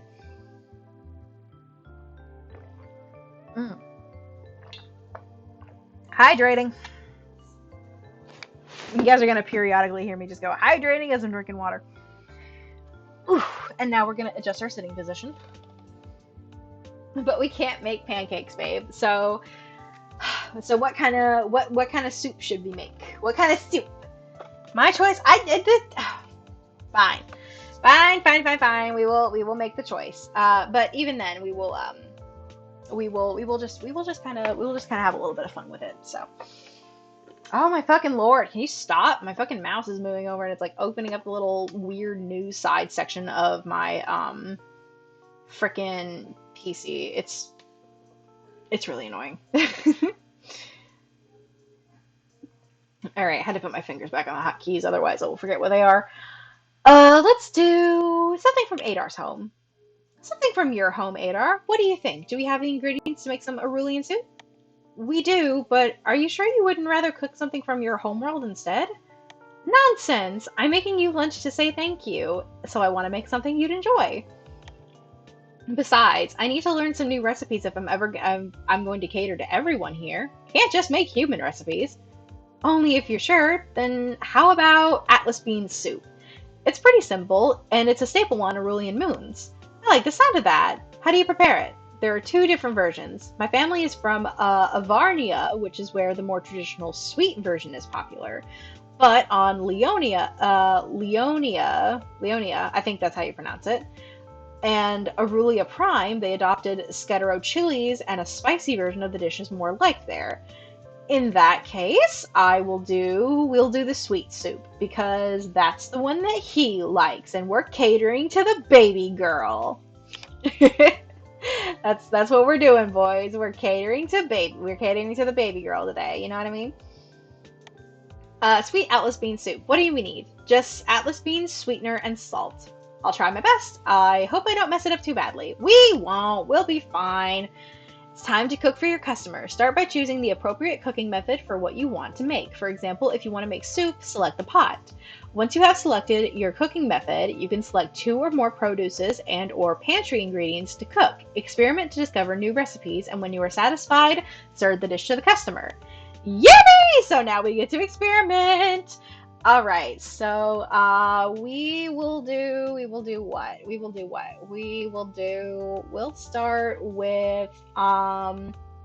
start with the pan I guess, because I don't really know what you can make in here. Uh, I don't really know if there really is anything that you can make in here. That's the thing.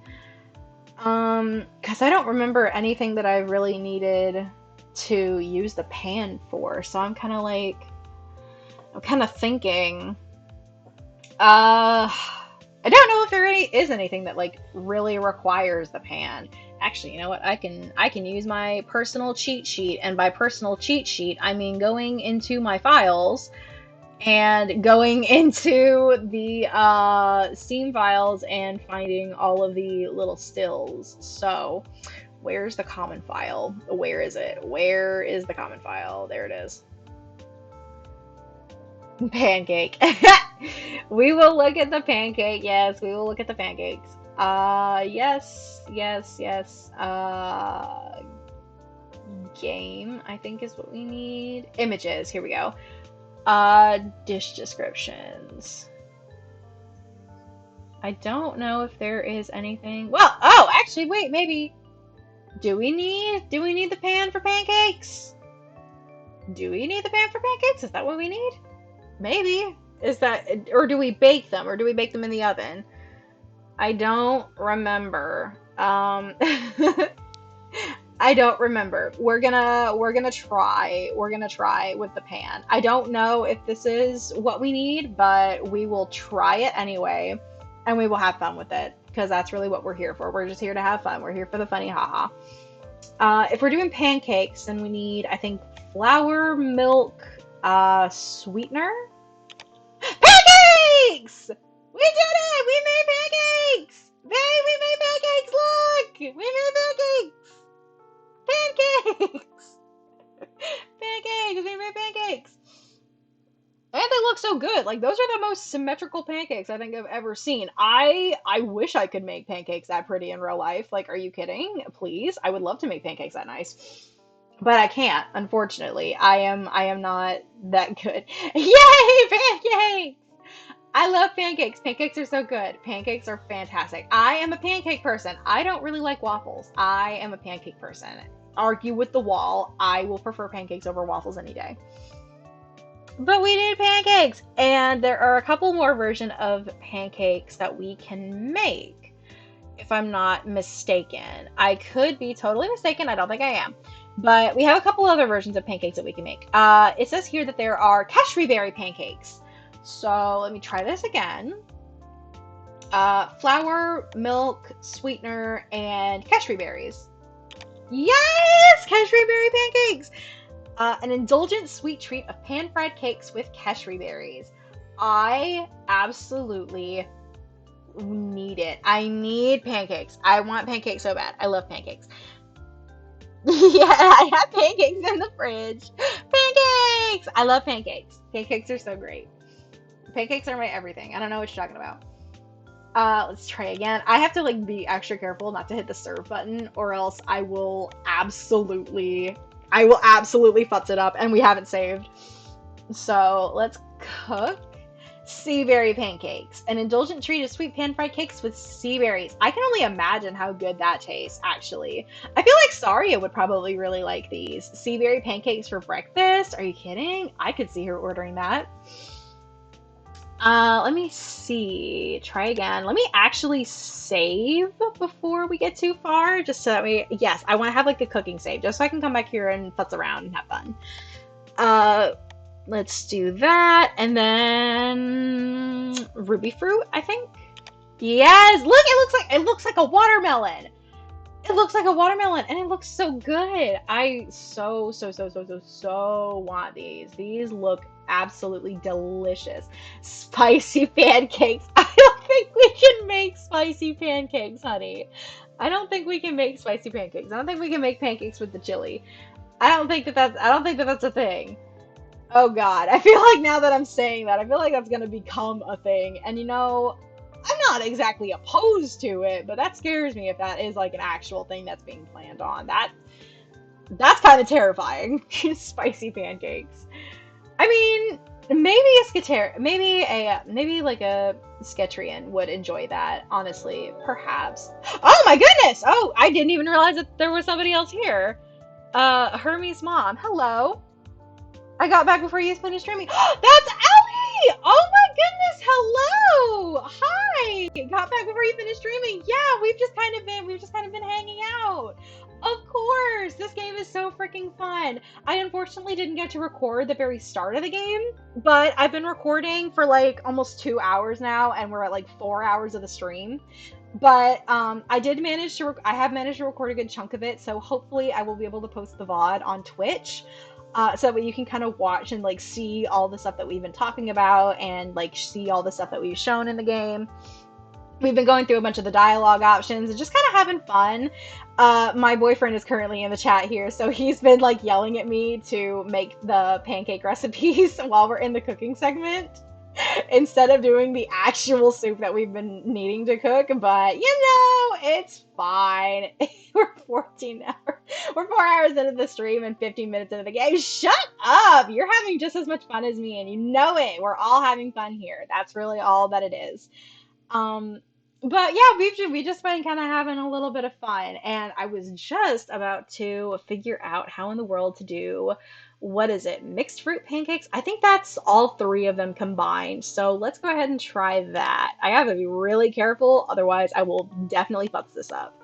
So it's those three for pancakes, and sea berries, ruby fruit, and keshri berry. Wait, no, actually, maybe that? No, something's not quite right. Dang it! Okay. Perhaps just two of them then, if I'm not crazy. Sea berry and keshri berry, maybe? Nope. Okay. Let's try that again. That's another little thing that I've noticed, is that you have to like exit out of it and then go back into it, which I'm not saying is like a horrible thing. Spicy pancakes are needed. I didn't do a mixed berry. Oh, really? Okay. Well, I was checking the game files, so it said there was a mixed fruit pancake in here. So that's kind of the way that I've been like referencing the recipes and like knowing like what all is in here is like in the game files for the images. That I kind of noticed that like the other day is like the Steam files. I've just kind of been like looking at everything, which I think is fantastic. There was one initially, but there wasn't enough slots, and that's totally valid. Completely understand that. I was gonna say, yeah, it's in the game files still. It's still in the game files. So that's kind of how I realized that there was like that was even like a thing. That's all right though. That's really interesting. Spicy pancakes are needed. I'm done with you.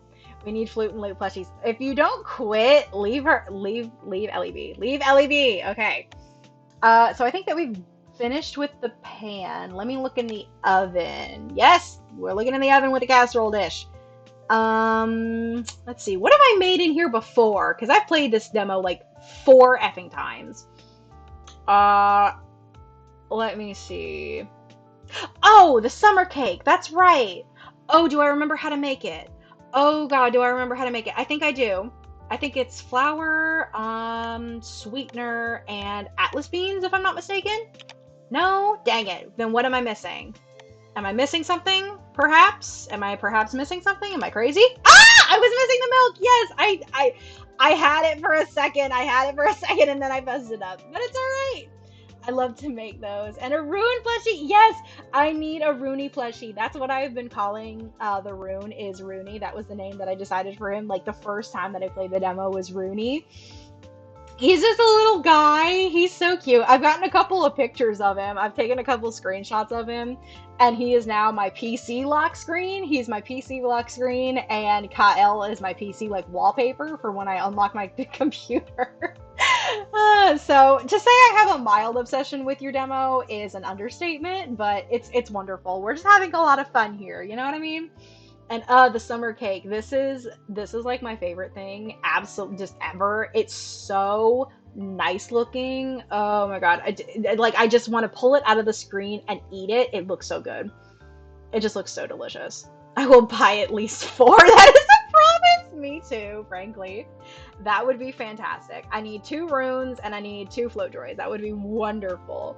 I love it. That makes me so happy. It's lovely to hear it as a dev.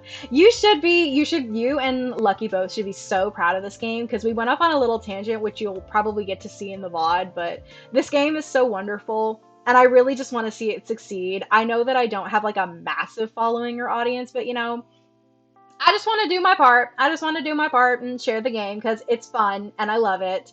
And if streaming for like one or two people is what it takes to, at least get the word out there in some way, shape, or form, then that's what I'm gonna do because I love this game and it's fantastic and I want to see it thrive.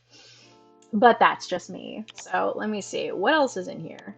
I think that might be everything that I can do oven-wise. I could be crazy. I am crazy, but that's beside the point. We're not talking about whether or not we're not questioning my sanity or whether or not I am sane, and that's where we're going to leave it. We're just going to leave it at but. Let's see. As for the pot, how in the world do I make Aunt Cassie soup? I forgore. I think it's sugar, salt, tomato, I think, is it chili and Atlas beans? Is that how it is? No? Damn it. It's been a hot minute since I played the demo, so it's sweetener, sugar, salt, and then let me see what the image looks like. Oh wait, actually, I may have just been dumb. I may have just been totally stupid. I may have just been a big dumb dummy. I could be totally stupid. I have no idea. I may just be a big dumb dummy. Who knows? And her brain. Oh, you leave me alone about me and my brain. That means so much to us that our little passion project has worked its way into your heart. No sweetener. Okay, yes, thank you. I had a weird feeling. I was like, I probably don't need to put that in there, but we're trying our best. We're trying our best. Indeed, we did it. We did it. Oh, that's Milky Way. Wait, am I crazy? Oh, that's crazy. Wait, am I crazy? I might be crazy. I didn't even know that was a thing. I've never made that before. Hold on a second. There's also a cheat sheet on our socials for all the recipes. I did notice that. I'm trying not to use the cheat sheet. I'm really trying hard not to. I'm trying hard not to. I'm trying not to be that person. Good soup. Indeed, good soup. Indeed. Milky Way chili though, I have not made that before. That's a new one that I have not made. Very impressed with myself for doing that.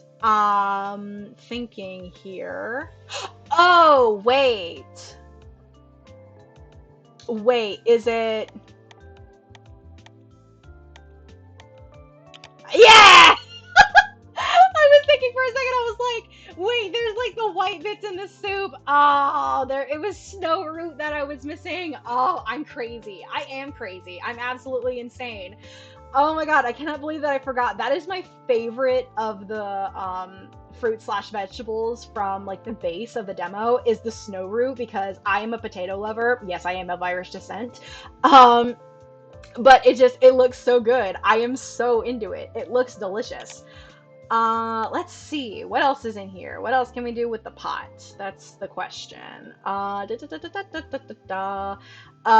right. There's tomato soup. That's just like that and that, isn't it? Yes, indeed! I am not a tomato soup person. I am more of a chicken noodle soup person, personally. My dad is a tomato soup person, which I think he's crazy for, but that's just on personal opinions, you know what I mean? This does look so good, though. Like, I'm not a tomato soup person, but I would eat the hell out of that. That looks delicious. I want the sea berry. The sea berry looks so good. It's delicious. What is the... what is it? It's the... I could be crazy, but I'm gonna try this. Yes! I knew I had a feeling it was the pot. Sea berry jelly! Oh, this is so cute. I love this. I love the color. I love the ombre. It's so nice.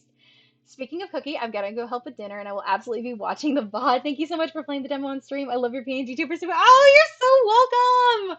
I love you so much. Say hi to Lucky for me, and say that you guys are fantastic. You guys are wonderful. I hope you're having a fantastic night. Have a great dinner, and you're so welcome for playing this on stream. It is honestly my pleasure. It is my pleasure to do this. Genuinely, thank you for dropping by. You're wonderful. You and Lucky are phenomenal. Keep up the amazing work. We love you so much, and we just hope that you have a fantastic night, and just keep up the awesome work on the game because we love you. All right. So let me see what else we can do, because I know that there's a couple of other jellies that I can make. What is the other one? I think there's one that's Keshri berry and ruby fruit, if I'm not mistaken. Keshri berry, I think that's that, and that. Yes, that looks delicious. I would eat the hell out of that, on God. Will do. You guys have a great night and a great stream. Thank you, darling. You have a fantastic night. Good night. Have a great dinner. You do that, and thank you so much for stopping by. I hope that you and Lucky have a wonderful evening and enjoy your deal. Enjoy your meal. Okay. What is the other one? And what did I just say? Ruby fruit? Is that right? Yes, that looks delicious. It looks like watermelon. Slay. Let's see what else we have here. That, and mint, if I'm not mistaken. Yes. Okay. Pause. Pause. Mint looks delicious. Pause. The mint looks really good. Again, I would eat all of this. Like, I'm a texture person. I don't eat a lot of foods. This stuff, I would eat the hell out of it. This looks delicious. The jelly, yes, the jelly looks amazing. And I believe it was Ellie who is drawing all of the like the artwork for the game, which in and of itself is a crazy feat, because one artist to another, that's absolutely insane to draw all of that. But it's so good looking. All of it is just so good looking. Ellie is such a talented artist. And genuinely, it's amazing. I look up to Ellie so much, just in terms of like from an artist standpoint. It's so freaking cool. What else is in there? Is there another jelly that we can make that I've missed? I have no idea. I could be crazy. I am crazy, but that's just me. I don't think that there's another one. Oh, actually, babe, you said something about spicy pancake. Well, how about some spicy chili? Or how about some spicy jelly? How about some spicy gelatin? Indeed. I just saw that one. Yes, that actually looks pretty good. Like a spicy gelatin, I would probably eat this shit out of that. Like a mildly spicy gelatin with a little bit of sweet. Yes, I would eat it. I would eat the shit out of it. Delicious. Absolutely delicious. Hydrating real quick. Oh, Lord have mercy. Setting my water back down. It looks so good. Pudding. I don't remember how exactly to make that, but I'm gonna try my best.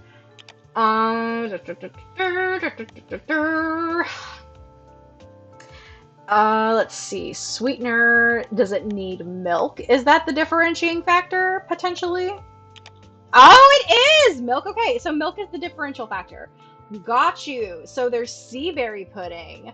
This looks like it would be up your alley, babe. This genuinely looks like it would be up your alley. That looks so good. Gosh, just the art is delicious. I would love to eat this. Just let me eat it in real life. That's all I want. That's all I want. I just kind of want to eat it. I just kind of want to eat it. That's all. So I know that there's one that you can do with Atlas beans as well. No, wait, what? What? Am I crazy? You, and Atlas beans. What do you mean? You, and beans. I didn't. Okay, that's fine. Well, it says that there's Atlas bean pudding in here, at least in the game files, but I don't know. Perhaps that wasn't put in. If it's not, then that's totally fine. That's totally valid. I could just be totally dumb and like not paying attention to like what I'm doing. Oh my god, the Keshri berry pudding. This looks so good. I love the lighter base. Oh, it looks so yummy. I would eat it. I want to eat it. Let me eat it, please. I just kind of want to eat it, man. That's just really all I want. I just kind of want to eat it. I just kind of want to eat it. That's really all that there is to it. I'm sure that there's a ruby fruit one. Yeah, that one looks really cute. I love this. I think that that's super cute. I love this so much. It just looks like a little watermelon. It just looks like a little watermelon, and I love it. It's wonderful. This is so cute. This is so fucking cute. I love this. I love this silly little game. I think there's like 2 soups left that I have not made, and those are the Atlas bean soups, which are what we need to make anyway. So I think what he said was it's sweetener, salt, and Atlas beans, but I'm gonna put Skittero chilies in it because that's what he said the spicy one was. What do you mean? What do you mean? Oh wait, I could be totally wrong and just like not. Okay, wait, Atlas beans, chili, and salt. Yes, is that right? Yeah, there we go. We figured it out. It's just my brain. It's just my brain. It's all right. We got there in the end. It just takes me a minute. That's all. It just takes me a second. That's really all that it is. But spicy Atlas bean soup. This is so cute. Gosh, this looks so good. I love the little like touch of the mint in it as well. It's adorable. Why is this so fucking cute? This is so dumb. I love it. I love this. This is so cute. So sweetener, salt, and Atlas beans, I think is the sweet one. Yep, there we go. I think that is all of the recipes in the game at the moment. I could be totally wrong, but I swear, what is the deal with the Atlas bean? What is the deal with the Atlas bean pudding? I know it's in here. I know you're here. Don't lie to me. I know you're here. I know you're here. I know you're here. I don't know how you're trying to tell me that you're not here when I can very clearly see that you're here. Absolutely outrageous behavior. I don't know. That's weird. That's kind of strange, but you know, it is what it is. It happens. It's not a big deal. We're just having fun. Okay, so actually, we do need to finish the soup. So that's salt and sweetener, and then the soup is done. So now we serve. Okay, I think that'll do it. I say, looking over my shoulder from my station. All the while I've been cooking, Adar has been watching me. One elbow propped on the counter, his hand supporting his head. Of course, every time I look over at him, he made a point to look literally anywhere else. Oh, he's so baby girl coded. He's so cute. Gosh, he's adorable. Get you a man that looks at you the way that Adar looks at the MC, you know what I mean? And thankfully, I do have a man like that. And you know, that is my biggest flex in life. And that's all I really want. Eventually, I just decided to pretend I didn't notice and focused on cooking. Ooh, we have a choice here, babe. Do we have any opinion on like what we should, do we have any opinion on what we should do? What are we thinking? What are we thinking?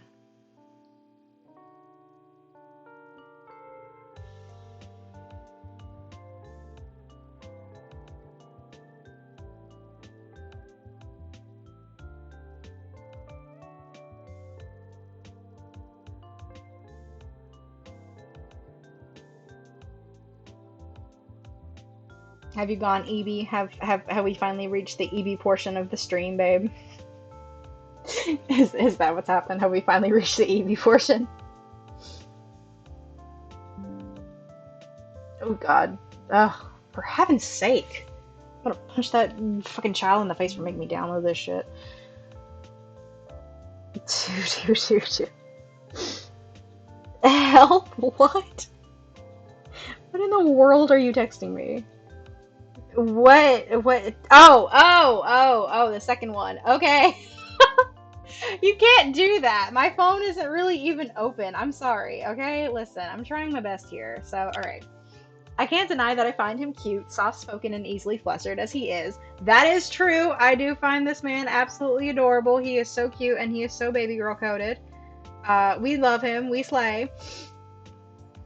Oh my fucking lord, I'm trying to like swipe out of all the notifications that have just been building up, which is ridiculous, but we're trying here. Easily flustered as he is. There's a part of me that wants to see him get flustered again. Indeed, I am that bitch. Thank you very much. Yes, indeed, I am that person. Keeps disconnecting me. Why does it keep disconnecting you? That sounds like a you problem. That sounds like a you problem. I'm very sorry about that. You got this. I believe in you. Here, try some and tell me if it's any good. I dip a spoon into the pot and reach across the counter, raising the spoon up to Adar's mouth. Adar's eyes widen in surprise and his cheeks flushing a deep teal. Astra, he stammers out, obviously flustered. Go on, give it a try. I need you to tell me if I added too much salt. Adar closes his eyes and takes a taste from the offered spoon. So, what do you think? It's perfect, Astra. It's so delicious, he says with a bright smile. Well, good, I'm glad. I turn around, discarding the used spoon into the sink. I grab 2 green bowls and ladle the soup into them until they're both full. I place one bowl in front of Adar on the counter, and then I take my bowl, deciding to eat on the cook's side, standing and facing him. Alright, dig in! I hope I managed to get the recipe right. Let me know if I need to do anything different next time. Adar digs in with enthusiasm, his eyes widen as he takes the first bite. It's fantastic, Astra! Are you sure this is your first time making Aurelian food? You cooked the beans perfectly, the texture is spot on. You even garnished it with a bit of the Avernian mint. The mint was just a lucky guess on my part. Don't you think you're flattering me too much? It's like you said, it's a pretty simple dish. I ask with a laugh. I'm glad I managed to succeed in making an Aurelian dish. I don't think so. If anything, I don't think I can praise you enough. Aw, he's so sweet! Oh, good gracious. Astra's playing with everyone. He's for everyone. You leave her be. She is not. Oh, my goodness. I mean, to a degree, I guess that's true, but I mean, it's not like she does it on purpose. Oh, this is just so sweet. I love Adar so much. Again, I see why he's a fan favorite. He is baby girl coded. What do you mean? Adar sighs. Eating this makes me feel like I'm back home. Oh, well, that's what I was going for. That's all I wanted for you, baby boy. That's all I wanted. I just wanted you to feel like you were back home. That's really all. He's so sweet. I love him. Well, then I'm glad. This is seriously delicious. Have you always been a chef? I've never worked as one professionally, if that's what you're asking. But I've always liked cooking. It always made me happy to see my family and friends enjoy the meals I made them. No, because that's so true. I cook a lot in my house for my family, and it really is just that, like, that gratifying feeling of, like, you know, just seeing people enjoy the food that you make. And that's really all you can ask for, honestly, when you're cooking for other people. And seeing you enjoy this meal now, I feel like I made the right choice coming here. You know, your aunt told me once that she saw it as an honor to get to cook for people, that it made her glad to know that no matter how bad of a day someone was having, once they came into the Milky Way Diner, they'd at least leave with a full belly and a better mood. I feel a similar way about the work I do on the ag deck. I notice you get pretty passionate when you talk about plants and stuff. I've always loved growing things. It's kind of like that happiness you said when you see people enjoy the food you cook for them. It makes me happy knowing the plants I take care of will go on to feed my community. He is so sweet! Again, he's adorable. Astra rated ever mommy coded. I mean, kind of, yeah. It depends on the partner that she has, though. Like with Adar, she's absolutely mommy coded. But with, well, I mean, even maybe with Kyle, even maybe then she would be kind of mommy coded. Like I said, it depends on the day and it depends on her mood, honestly, if we're being real here. That's really funny, though. I swear, you are ridiculous. You're crazy. You're absolutely crazy. There's so much warmth in his coral eyes that I can tell Adar means every single word. You're a really kind person, Adar. And so are you, Astra. Oh, this sweet baby. Oh my goodness. They're so sweet. I swear, dude, Adar just makes me want to turn on baby talk. Like I'm talking to my dog or something. I don't know if that's like insulting or whatever, but it's just so true. It turns on the baby talk. Just feel like he's so cute. He's so cute. He's so precious. He's so precious. Astra's got Pixar mom vibe. I'm gonna need you to shut up. Oh my gosh, you were turning this into a degenerate stream, and that is not what's happening here. Lord have mercy. Actually, speaking of something that I completely forgot to mention while we have been streaming, I saw that Ellie had mentioned there will be a platonic ending, like a friendship ending, for characters. Like if you quote unquote romance them, you also have like a friends ending, which I thought was super duper cute, because somebody I think had mentioned that like dating sims weren't really their thing and they were kind of more on the aromantic spectrum. And Ellie, I think, had commented to reply to that, and they were like, yeah, there's a friendship ending. And I think the person replied, and they were like, oh my god, this game has everything. Are you kidding me? That's so great. Friend zone them all. No, I will never friend zone them all. Never. I do want to have like, a thing where I romance at least each one when the game fully comes out. So that might be something that I will do like a stream for, or like multiple different installments of a stream for. But we'll have to see. This is just such a fun game, and I do genuinely enjoy playing it. And I can only imagine how fantastic it's going to be when it comes out, like fully. So, together we finish our food, chatting a little here and there, but mostly just enjoying the meal and each other's company. That was delicious. Thank you for lunch, Astra. Here, let me help you with the dishes. He grabs his bowl and gets up from his seat. Adar extends his hand towards my empty bowl, but I slide it out of his reach. He gives me a puzzled look. You're very welcome, but do you normally ask to help with the dishes when you eat out? I asked jokingly. Adar lets out a little laugh of amusement. No, but I'm not exactly a paying customer right now, am I? So let me give you a hand. He reaches for the bowl again, and this time I let him take it. He walks behind the counter and heads to the sink. I made this meal to thank you, but now I can't help but feel like I owe you again. So we have a choice here. So, what do we do? Do we offer dessert, or do we just wash the dishes and continue on? Decisions, ladies and gentlemen. We love decisions in video games.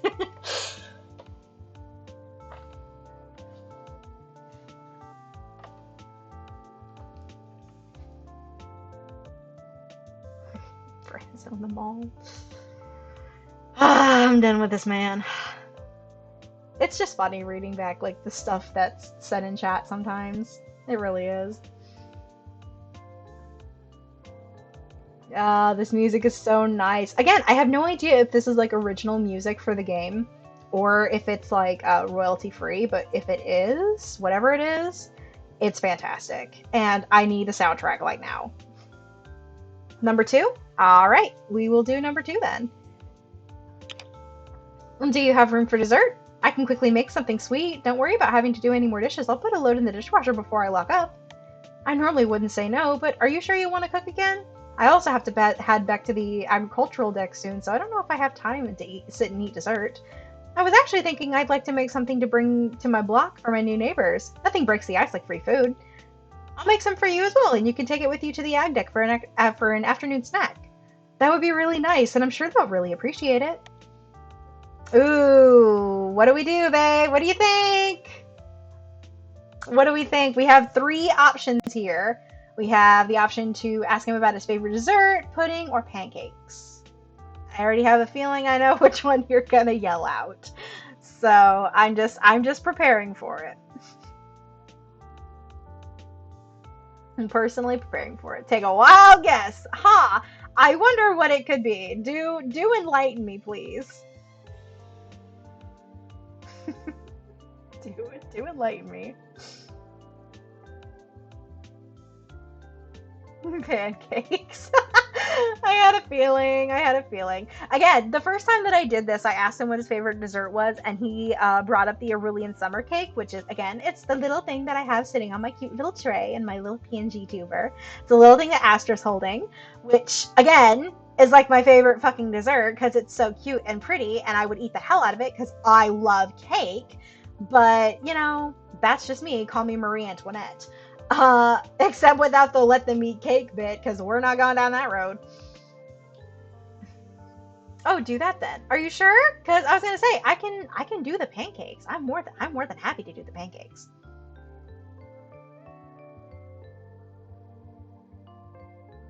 Like I said, I've played this demo like 4 fucking times.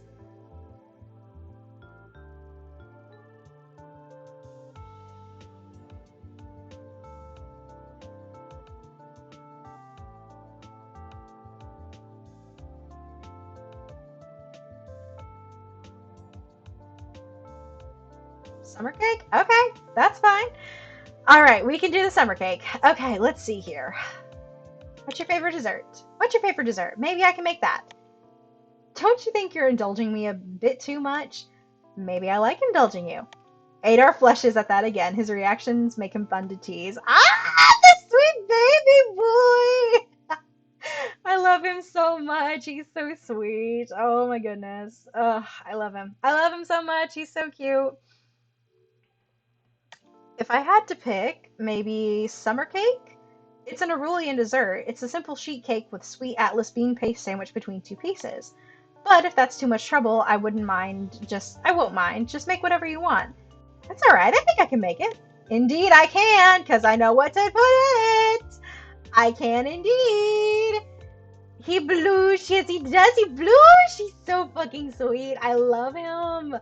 Again, for the upteenth time, I can see why he's a fan favorite. He is so wonderful.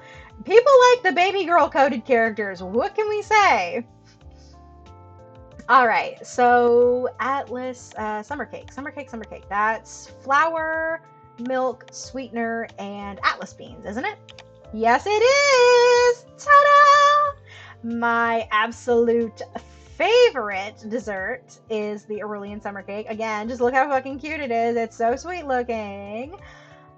Just yes, yes, yes, yes, yes, yes, yes, yes. It looks so good. I can only imagine how delicious it would taste.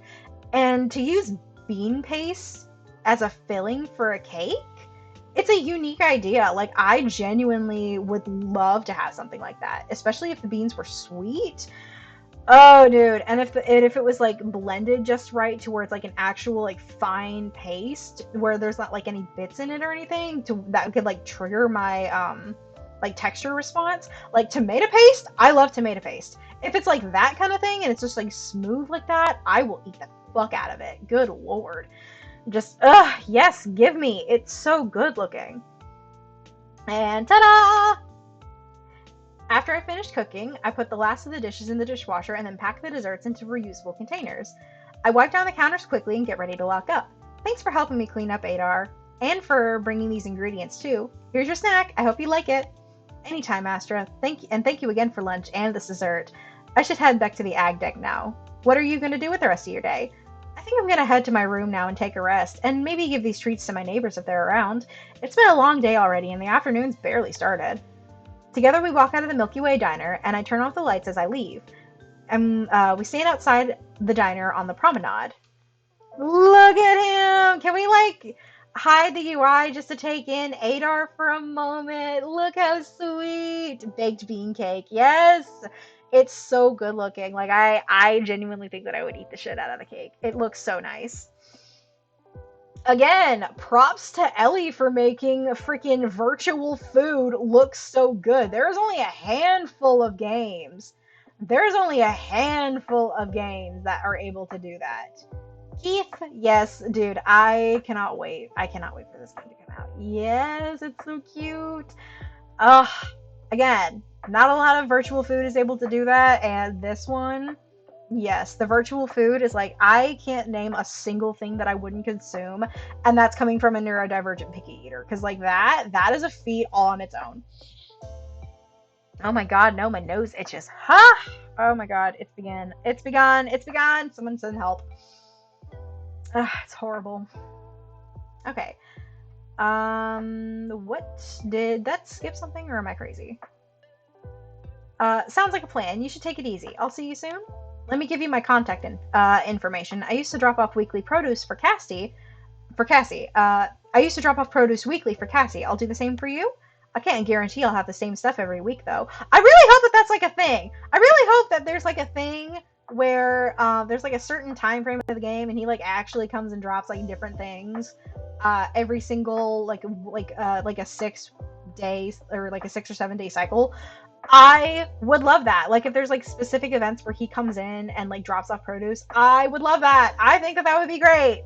Please, I want to know like all the different produce in the game. Gosh, this is so freaking fun. I want the full version. Again, boys, we're waiting for June 10th. We're waiting for it. We're waiting for it. I'm hoping and fucking praying that their Kickstarter actually goes off without a hitch this time, and that they get the support that they so richly deserve, because this game is so wonderful. If this stream is anything to go off of, then genuinely just check out the freaking demo for yourself and make your own decision on the game. I personally really like it. It's not for everybody, I know. I have a friend who's like not really big into dating sims. But I was telling him about it, and I was like, you should really like check this game out, because I think that you would really like it. It's so great. Um, but it's just great. And also, you've been streaming longer than Avatar is long by an hour and a half. I think that's like combining both of the movies, but like, shush, shush, leave me be, let me live. I'm having fun. I'm having fun. Let me listen. Streaming, this is me getting to yap about my stuff to people who might never even see this. And if people never see this VOD, then that's fine. You know? That's all. I just want to be able to yap and I'm trying to sell you on the game. I'm genuinely just trying to sell anybody that sees this to like play the game, play the demo. It's on Steam and itch.io, so seriously go check it out. It's so great. That would be 6.5 hours. Well, we might just reach it if it goes the way that we're going, because we still have a couple other characters that we have to meet, and we're not even all the way through yet. So we got a bit longer. We're having fun. We're having fun, and I don't think I can last that long. We will try and hurry. I'm trying to think. I think it's just Rooney. Oh, okay. Well, I don't think that there's very much long left in the game, so we might even not make it like another hour. So you might be okay just to sit through the entire thing, babe. You might be all right. Let me get another quick hydrate, and then we will continue. But like I said, I'm just trying to sell people on the game at this point because it's so freaking fun. It's so wonderful and it's so worth it. It's a free download. Just it's on Steam and itch.io. So just go check it out. It's so great. And then follow at Pastel Grandma on TikTok and Instagram because that's Ellie's account. And you can follow along with game development. So, there's that too. Okay. Actually, back to the game. If I vanish, sleep has happened. Okay, honey, that's fine. Hopefully you won't be able to. Hopefully you won't fall asleep before the game is totally done because we have like 3 other characters to meet, but it shouldn't take that long. So we're gonna go ahead and get started. I can't guarantee I'll have the same with every week. I hand him a palm pad, and he swiftly enters his details. Then hands the device back to me. That sounds great. Thank you. I hope you have a great rest of your day. I hope you have a good rest of your day, Adar. You too. We smile and wave at each other as we go our separate ways. Nice! As I draw closer to block 3, I hear voices coming down the hall. No! Dang it, not again. There's gotta be a way out of this. I told you, you've got to keep your eye on your opponent's rook. I round the bend and take in my surroundings. There's a large common area with a sunken conversation pit where 2 people, a human with red hair, and a Sketrian, are playing holo chess. There is an opening in the right wall leading to a common kitchen and 3 doors which I assume lead to the residents' apartments. This human game is far too simple, and I believe with this move, the Sketrian moves the aforementioned rook to capture the human's king. I win, and your credits are mine. The red-haired human looks crushed. Again, another little dialogue error. It's okay. It happens to the best of us. There have been a couple of spelling and dialogue errors, but that's all right.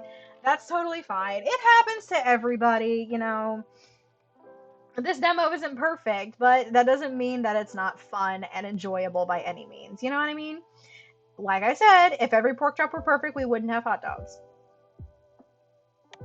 Come on, Sedith. Best 2 out of 3. That's not what we agreed upon. Besides, I've got work to... The Sketrian, Sedith, looks up from the board and his eyes fix on me. The human follows his gaze, theirs landing on me, and their face instantly breaks out into a smile. So this is my second choice for a romantic choice. It's Roswell. I love them so much. She is so sweet. They're wonderful.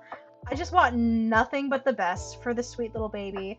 Apparently this is a really big favorite of Ellie's as well, and for good reason I can see. Definitely my second favorite pick for a romantic choice.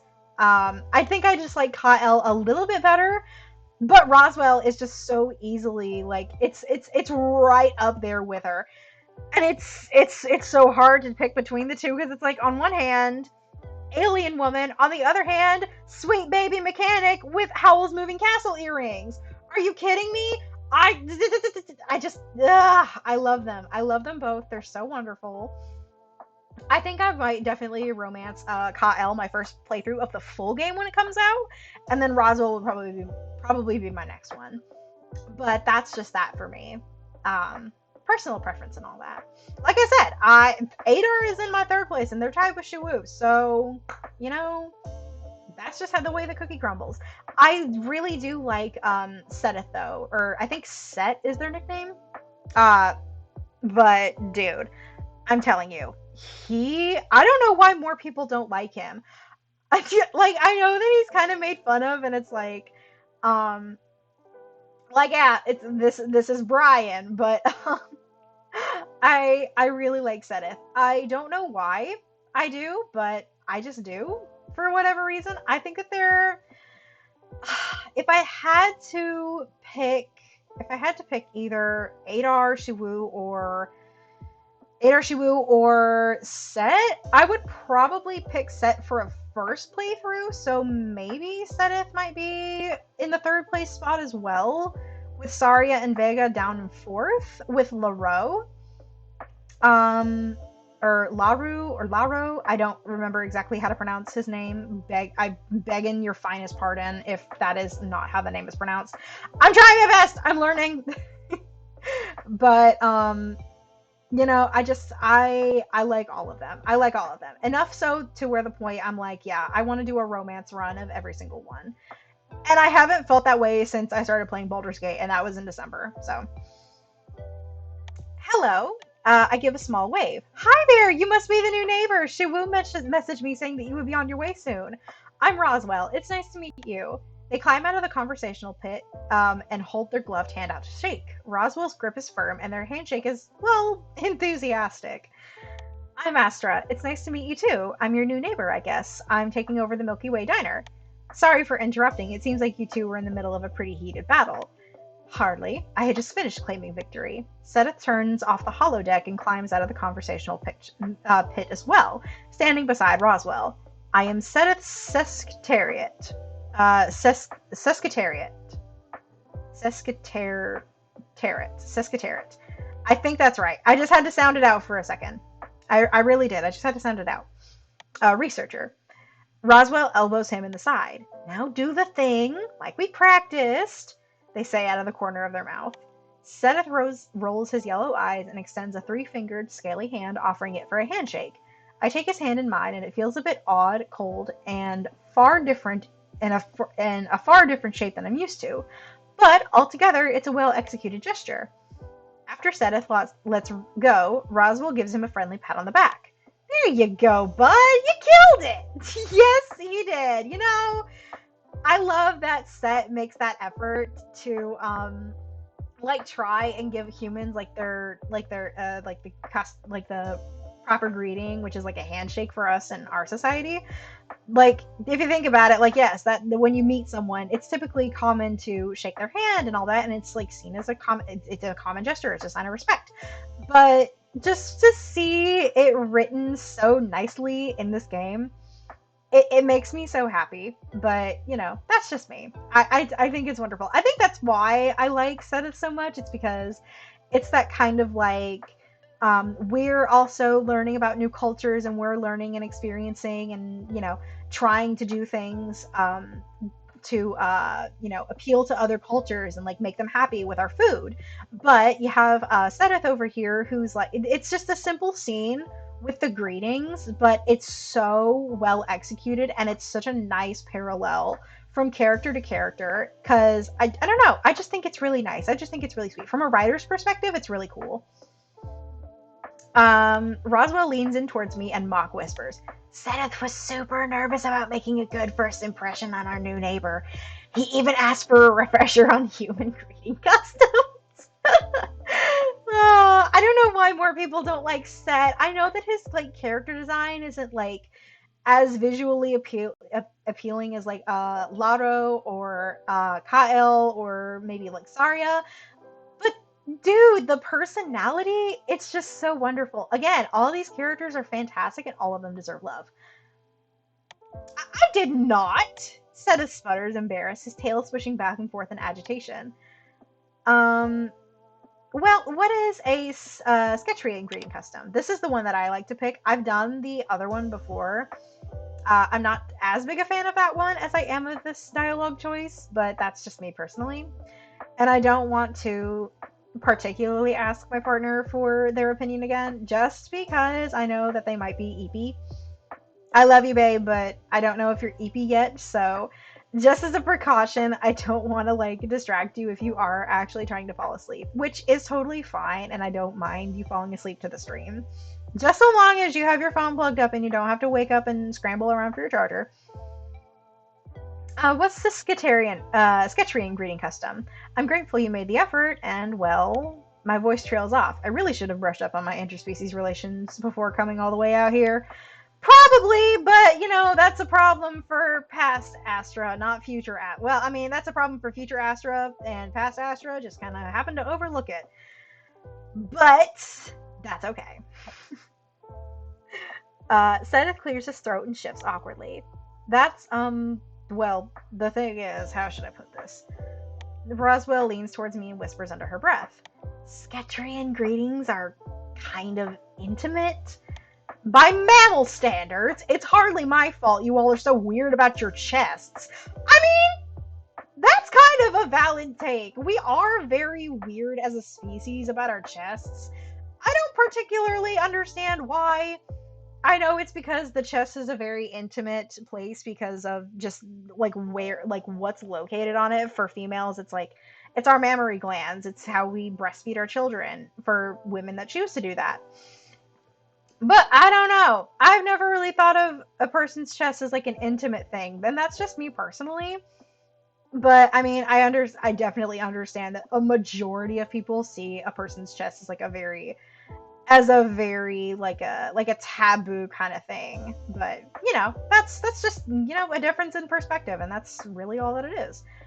By mammal standards, it's hardly my fault you're all so weird about your chests. I love him, dude. That is one of my favorite dialogue lines. It's so great. Lord have mercy. I'm sorry. Chests. Sedith pitches the bridge of his nose and sighs. Allow me to demonstrate. Roswell suddenly looks very interested in their palm pad, averting their eyes and absently scrolling through messages. Sedith turns to the empty space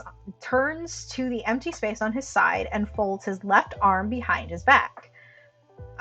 First, I would make a fist over my heart with my right hand, like so, and then reach out and place my palm over your heart.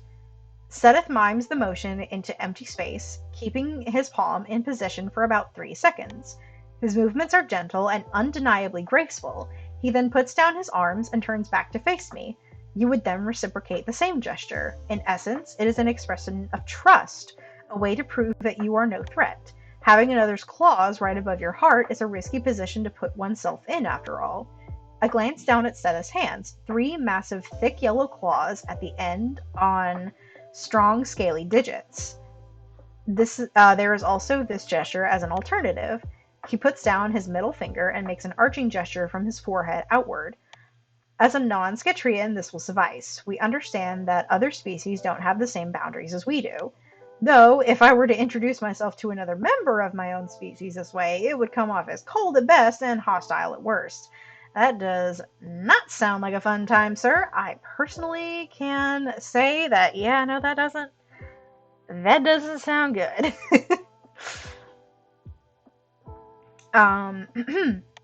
I see. In that case, I will use the traditional greeting because I am a person that likes to be cultured, you know? And if that is his traditional greeting, then why would I not make an effort to, you know, if I know how to do it and it's not really anything too crazy. I'm not, like I said, I'm not a particularly weird person about my chest. I'm really not. I don't really see it as a very intimate part of my body. It's a part of my body that just happens to have my mammary glands. That's really all that it is to me. I think of it from a logical perspective, not like any sort of like taboo subject or anything like that. Like, it's my chest. It's not a big deal. But I know that not all people think the same way, of course. But, again, why would I not want to use the traditional greeting when it's not, like, a big problem for me? So, I am a person that just likes to use the traditional one. I step in front of Sedith. I'm a bit nervous, but there's no going back now. Indeed, there is not, so let's do it. I steadily move myself and just go for it. I mimic Sedith's actions from before, folding my left arm behind my back and making a fist with my right over my heart. I then reach out and gently place my hand over Seth's heart. Time slows down a bit at that moment. Even through his clothes, I can feel that his body is colder than humans, and I can feel his heart. Seth's heart beating hard and fast under my hand, his chest rising and falling under my palm. I look towards his mate. Again, with my futz of the tongue. I need to take another drink, so give me 2 seconds before I get back to this. Hydration is important, kids! This has been your TED Talk. Ahem. I look towards his face, and a small smile is playing on his lips. I feel heat rise in my face, and realize a second too long has passed. Oh my goodness. Oh my goodness. This is so correct. I love this. This is so great. Oh, I love this game. Oh, so great, so wonderful. Thank you so much, Ellie and Logie, for giving us this delicious fucking food. I feel heat rise in my face and realize a second too long has passed. I remove my hand back quickly, as if burned by a stove. If Seth notices, he says nothing. It's good to meet you, Astra, Seth says with a warm tone. Left hand behind his back, he makes a fist with his right hand, places it over his heart, and then reaches out and places his palm over my chest where my heart lays. His large, cold, clawed hand is still and unmoving on my chest, feeling my heartbeat. I understand why this is an expression of trust for his species. He could rip the heart out of my chest if he wanted to. Literally. No, because for real, like, look at those things! My goodness, holy crap! I know some girls who would, like, kill for fake nails that sharp, or even just natural nails that sharp. That is absolutely insane. They do look dangerous. Like, I'm being for real here. Like, that's a little scary. That's a little ooky spooky. But that's okay. That's alright. I trust him.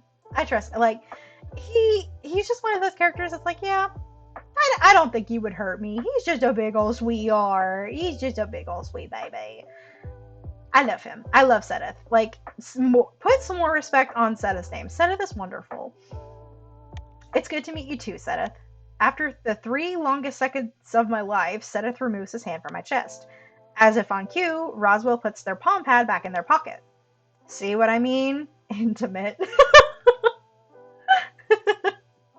I love Roswell. I love Roswell so much. Oh my goodness. Again, second pick for my romance. Oh, I love Roswell. Roswell is actually my phone's wallpaper. As a matter of fact, my boyfriend is my lock screen, and then Roswell is my phone's wallpaper after I, like, unlock my phone. It's so great. And again, I think I mentioned earlier, I think I said that Roswell was my lock screen for my PC. And then Lae'zel, or excuse me, not Lae'zel, again, Baldur's Gate 3 brain rot. Kael was my PC wallpaper, which she is. I don't know if I can show you guys, and I don't think I want to show you guys right now, but there's a screenshot that I got of Kael from, like, one of the first times that I played the demo that I was just like, yes, I love this picture, so now it's my background. I just, I like it. I love this game. It's so great. Seth clears his throat. Anyway, welcome to Block 3. Yeah, welcome. How was your flight? Did it go okay? It's a long way from the Helio system. Are you from the Helio system too? Nope, I was born on the Caspar. That's one of the 3 original human extrasolar mobile space settlements, right? Lord have mercy, that is a mouthful. That is a mouthful of dialogue, and you know what? I'm not mad about it. The 3 Magi, as they're called, are 3 massive ships that left the Helio system not long after first contact with the Galactic Assembly almost 2 centuries ago. Built with the help of the Assembly as a token of goodwill, the residents were the first humans to set out and join the galactic community. Lots of those original passengers ended up settling in established GA colonies. Some would go on to settle fringe planets, but a significant population decided that the ships were their home now. They would journey on, exploring the galaxy as generations passed. I remember the first time I took a long-haul transport out of the Caspar. It was budget, of course, and I felt like I had the worst hangover for days after being in that pod. The same thing happened when I traveled to the Hesperides. I went to the Milky Way Diner feeling like literal death, and Cassie made the most amazing soup, and poof! Hangover feeling is gone. I swear it was like... Roswell stops mid-sentence, seemingly remembering that in that moment, that Aunt Cassie is gone. They shake their head and blink back the tears that start to form in her eyes. Maria was a real great lady. The Milky Way Diner means a lot to all of us here. It's really great that you're carrying on that legacy and keeping it open. Roswell, baby doll. Oh my goodness. Oh, I love Roswell so much. How do you people not like Roswell? Like, I know, pretty alien people, cool, great. But at the same time, Roswell. Just Roswell. Why would you not love this sweet baby? Oh my goodness. Again, second pick for my romance. I love Roswell. I will never not love Roswell. Just yes, absolutely. Roswell is a yes for me. Sedith nods his head sullenly. She really was something. I ate pretty much all my meals there. We both did. Nothing beats Cass's spicy fried spiny bugs. Roswell sighs wistfully, and Sedith rolls his eyes again. Cass's cooking was indeed very good, but that dish was simply a waste of perfectly good spiny bugs. No, it's not! Fried spiny bugs are literally my second favorite food of all time. That is so valid. What is it you humans like to say? You could deep fry circuits and they would taste good? All you're tasting is oil, salt, and starch. You can hardly taste the delicate flavor of the meat under all that batter. I personally prefer them simmered. I like to actually enjoy my bugs for what they are. I'm sorry, spiny bugs? The name sounds vaguely familiar, but as for what they look and taste like, I'm drawing a blank. I think I've seen in a trailer, maybe for the game. I feel like I've seen it somewhere, maybe in like a promotional thing on Ellie's TikTok. But I can almost swear that I've seen what the spiny bugs look like, and I don't remember where exactly I've seen it. But I feel like I know that I have seen it. That's like I feel like I know what it looks like. I could be totally wrong though, and I could just totally be misremembering or like futzing it up and like remembering something else instead. But I don't know. It could be either one, right? Really, I don't know, dude. The name sounds vaguely familiar, but as for what they look and taste like, I'm drawing a blank. You really haven't left the Helio system. They're huge out here in GA space and in the colonies. Super tasty, much more substantial than the crickets you get in the Helio system. You'll love them. Cassie once said that they taste kind of like lobster. Oh, shoot, I hit the wrong thing. Kind of like lobster, which I've never had, but I think it's supposed to be good. Which, that's another thing.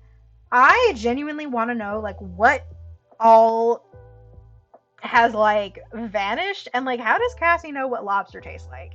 How old was Aunt Cassie when she died? How old are we? Because, like, I need to know. I need to know if, like, lobsters are extinct or not. Because I know that when we were in Kyle's first introduction section, that it said that lions were extinct, which is so sad because I love lions.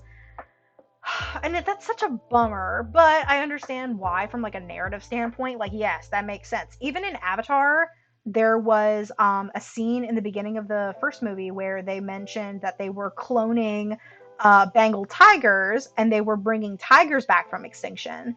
I think that was around the year 21. I think it was around the year like 2156. I think is when the time frame. I think that's the year when the first movie takes place. I could be totally wrong. I think I'm right. My Avatar knowledge is pretty solid. And I tend to remember more stuff from the Avatar franchise than like anywhere else. But again, I could be wrong.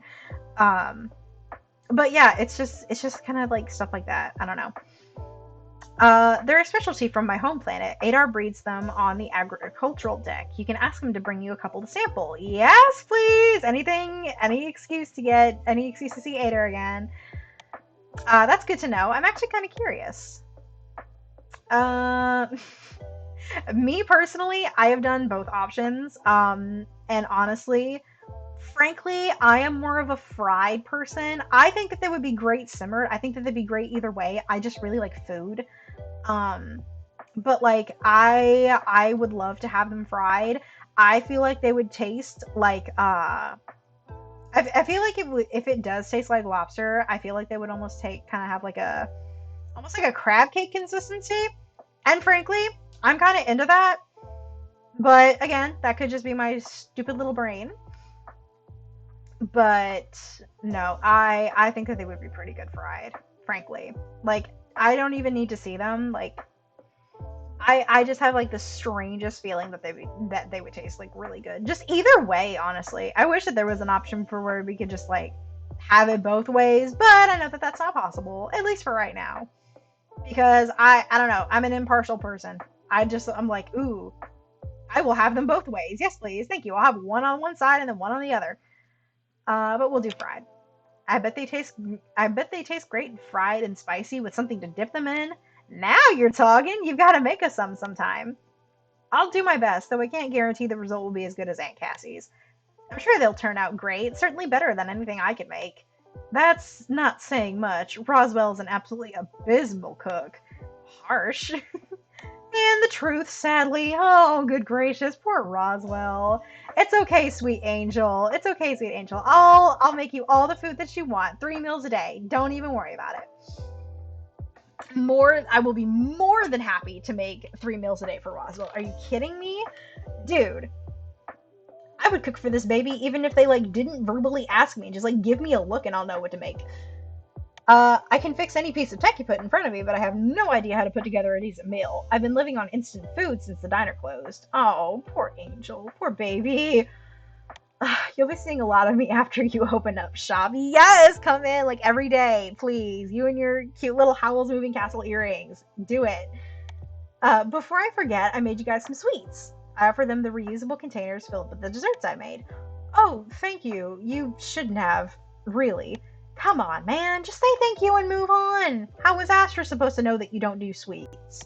Oh, shoot. I'm sorry. I didn't think of that. Roswell gratefully takes the containers from me with an apologetic smile. Sorry about him. It's fine, Astra. Don't worry about it. I'll happily eat his share. Roswell snaps her fingers as if something just came to them. Oh, yeah, I almost forgot. I have a welcome present for you. A present? Yeah, just a little welcome to the neighborhood gift. Roswell leans down and grabs a small duffel bag that was sitting on the couch. They dig around for a moment before pulling out a lumpy ball wrapped in festively patterned reusable cloth and handing it to me. Oh, thank you. Should I open it now or later in my room? Definitely now. I want to see the look on your face. Yes, I too am rather curious to see how you will respond. Between Seth's amusement and Roswell's naked enthusiasm, I feel a little bit nervous. Could this be a prank of some kind? No, these two don't seem like the type to haste and I get up on English. Could this be a prank of some kind? No, these two don't seem like the type to haze their new neighbor. Tentatively, I open the wrapping to reveal a fuzzy blue ball with big ears. It's a Furby! It's a Furby!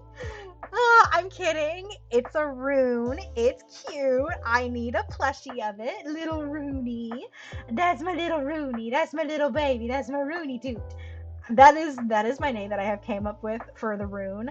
Argue with the wall. It is the best name, objectively. It's simple, but it's effective. Okay, listen. That's my little Rooney Toot, and nobody can ever take my little Rooney Toot away from me because I love my Rooney Toot, and Rooney Toot is the best. Okay, wait, what did that say? Shoot. Again, I am horrible with this. Its robotic yellow eyes click open, and I flinch, almost dropping the contraption. Yikes! Whoa, easy there! I steady myself and take another look at it. Some kind of pet bot. The kind that's pretty popular with kids, but it's not any creature I recognize. It's a Furby! Do you like it? I know it can be hard adjusting to a new place. I found this little cutie in a box of Kaitri scraps Kael brought me back from Ranan, and fixed them up to keep you company. There's supposed to be a rune. Well, a cartoonish interpretation of one. Kael said that they were super popular in her homeworld when she was a cub. She was a cub! I love that is the name for Kaitri Young, is cubs. That's so cute. It really does make them feel like they're more like a cat-like species, which again feeds into my furry blue Navi argument because like again, the Navi are very cat-like. I think they're quite literally like a mixture of tigers, lions, and just humans, which is so interesting to me. But again, the Kaitri, they're just big furry blue periwinkle Navi, and I love it. And I think that might be why I love them so much. They're just, they're so great. I love them. I love them. I love the Kaitri. I want to be a Kaitri, god dang it. Ugh. Don't hold back. I told Roswell it was a bit of a juvenile idea. That's just another word for fun. Anyway, be honest. The little robot lets out a slight rumbling mechanical purr. There's no denying the sound is comforting in its own way. I love it! Are you kidding me? Dude, if somebody gifted me a rune, I think I would actually just propose to them on the spot. Again, another reason why I love Roswell. This is such a cute gift. It's a Furby! Are you kidding me? Dude, Furbies are creepy and they're adorable to a degree. I will say Furbies are much creepier than this little thing, but this is so cute. Again, like literally on the screen. I love it. It's really cute. A bit creepy, but cute. I love this thing so much. Creepy cute. Yes! Creepy cute. That's really all that we need. It's just a creepy cute little Furby guy named Rooney. Exactly, said the shutters. It stares into your soul. Right into your soul. Oh yes, it stares right into your soul, babe. And you know what? I love it. I love it for that. It's so perfect. That's part of the rune's charm. Kyle told me in the wilds of Ranan, they immobilize their prey with their stare. Thanks so much, Roswell. It was so thoughtful of you, and I really do love it. Roswell blushes, beaming with happiness. Their smile is bright and warm as sunshine. I feel myself starting to blush a little too. Aw, sweet babies. Oh my goodness. Yes, I love Roswell. Roswell on top. I'm sorry, but Roswell on top. Yes, I love Roswell so freaking much. They're just so great. They're so perfect. Perfect. Absolutely perfect. Like I don't use that word a lot, but Roswell is it. Roswell is perfect. I had a feeling you'd be a fan. I'm more than a fan. This little cutie and I are going to be the best of friends. Yes! That's my bestie. That's my child now. This is my son. Sorry guys. This is my son. His name is Rooney. I hate it for you. This is my child. This is my baby. I'm a mother now. What's that one TikTok audio? It's true. I'm a mother now. And do you find it difficult? It's really changed my perspective. And do you find it difficult juggling kids in a career? You can juggle these nuts, bitch. I love Rooney. Rooney is my son. You can argue with the wall. Again, a little bit of a dialogue futz, but it's okay. We've got a couple of them just from playing, but like I said, that is totally okay. And it's no slight to the creators. Not every demo is going to be picturesque perfect when it releases. And that's part of the charm, because it's still selling you the product, and even then, not every project is perfect, and this one is a great example. It's not a perfect project, but it is a great one, and that is, in and of itself, is perfect, and it's natural, and it's human. Hence why I love this game! But, getting back to the story, hearing that, the little pet bot Rune starts purring even more. What does it do? Well, it's got basic AI. It will respond if you pet it or pick it up or talk to it. It can give off a little heat too. You can also ask it for the weather. What weather? We live on a space station. Okay, fine. It will tell you the weather if you take it planet side. Or the news. They make a pointed glance at Sedith, which is relevant everywhere. I love Roswell. Again, just the attitude. I love them. They're so wonderful. I can't find a single thing to complain about with Roswell. I really can't. It's even got a built-in speaker function so it can play your music, all of which the AI assistant built into your living quarters can do. Yes, but you can't cuddle the living quarters AI. No, you cannot. Score 1 for the rune. Dude, score all for the rune. The rune is amazing. The rune is majestic. I need a rune plushie. I genuinely need one. I need one in like 3 different colors. If you ever need any maintenance on it or anything else, give me a shout. I'm the head tech on the Hesperides. If it's broken, I can fix it. Just then, an alarm on Roswell's palm pad sounds. Speaking of which, duty calls. I better get back to the tech office. And I should head back to the lab. It was good to meet you, Astra. You guys as well. Hey, I have an idea. Why don't we all head to Wayfarer's Rest for drinks tonight? A little welcome party for our new friend. What do you say? We'll meet you after we're done working for the day. I'll try my best to make it. I've got this experiment to... It can wait! Come on, Sedith, live a little! I live plenty. Yeah, that sounds fun. I guess I'll see you two later. I'm gonna drop my stuff off in my room and get settled in a little. Yeah, rest up. Take care, Astra. See you later. Sedith gives me a friendly wave before turning around and walking out of the block with Roswell falling behind. Now, I believe you have credits to transfer to me. Aw, and here I was hoping you'd forget. Again, one of the best sections in this demo is Roswell and Zenith. Just from a writing perspective, it's so nicely done because not only do you have the little greeting thing with Zenith to like establish his character and get you interested in him, but you also have the little gift from Roswell, and it brings out more of their personalities, and it really shows you their chemistry and how they bounce off of each other, which is amazing. And they did the same thing with Kyle and Shiwu with their chemistry and the way that they interact with each other, with Kyle getting a little bit more irritated with Shiwu just doing his job. Again, it's great to see the character dynamics and how different characters bounce off of each other and how their relationship plays. It's fantastic. I think that there's even another section with Shiwu and Laro a little later, which I think is like in the very next section, which also we're almost to the last little bit of the demo. So this is almost the end, you guys, which really does suck because I wish that this demo was longer, but I know that it's just not in the cards right now for the developers, which again, totally understandable, but it does make me really anxious for when the full game comes out, and I do hope that for anybody watching this it makes you anxious too, because it's so great and it's so freaking fun. For anybody that is really on the fence about it, even if you're not that into dating sims, genuinely give this game a try, because it deserves all the love and support. It's so freaking fun.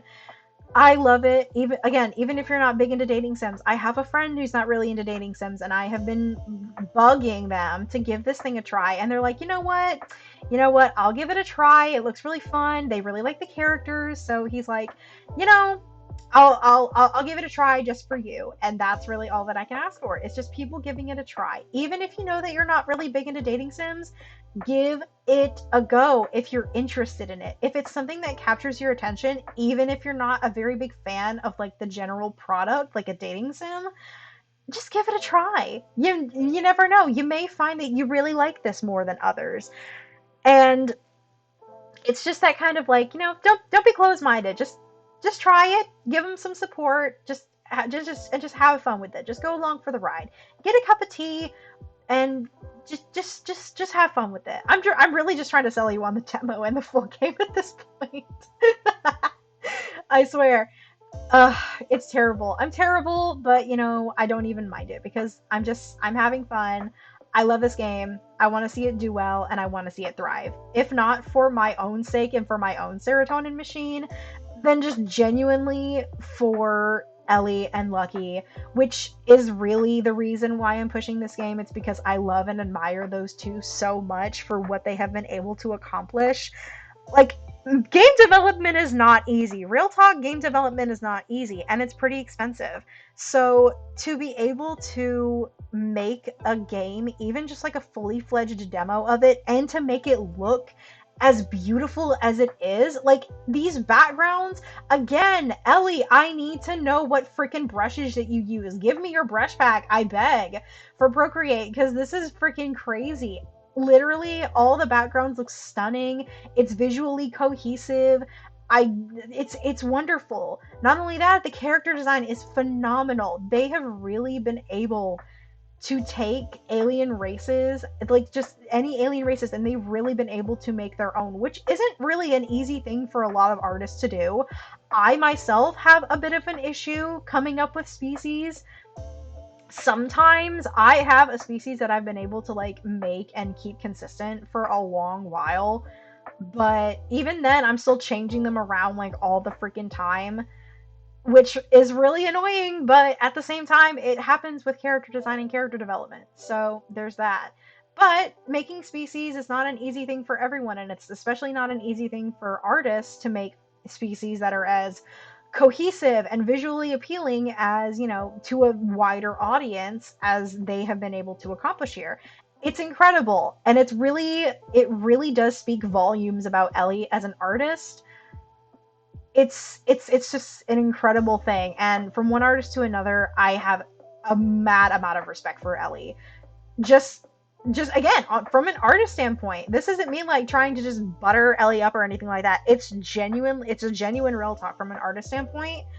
As somebody that's been drawing for years, this is incredible. Like, just the character design and the ability to have them all look so different, but all look so cohesive at the same time. That is a testament. That is a true testament. And they are absolutely fantastic for what they have been able to accomplish.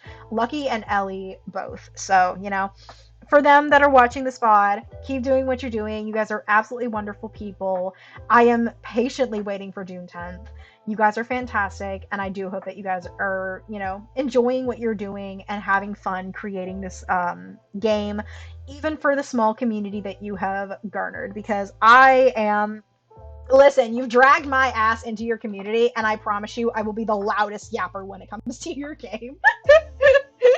I will do literally everything in my power to make sure that everybody sees this. It is so fantastic. I love you guys so much. Like, that's like me genuinely just talking to you right now.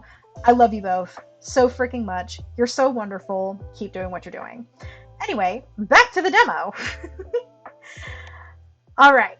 This is our room, by the way. I kind of hope that we have like a thing in like a stretch goal maybe for like room decor, or like different presets for like room decoration, like specific themes that you can have for your sleeping room, which I think would be super cool, because I have really been considering designing like a sort of room for Astra, or at least like giving the room some decoration for Astra in particular, for like when I'm drawing or whatever, because I don't want to use the background specifically from the game, because obviously I don't know if I would have permission from Ellie to do that, and I don't want to cause any problems for good reason, for obvious reasons. Like, I'm not about to be an art thief, Even if I did use the background, I would more than I would absolutely freaking credit Ellie in whatever like description that I gave. Like, if I posted it on Instagram, it's like, yeah, I didn't draw this background, it was all Ellie, go give them love. But of course, every artist is different, and every artist, and Ellie might not want me using these backgrounds for like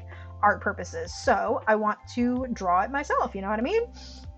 Plus, it'll be good practice for me as an artist, because I suck with landscape drawing and interiors.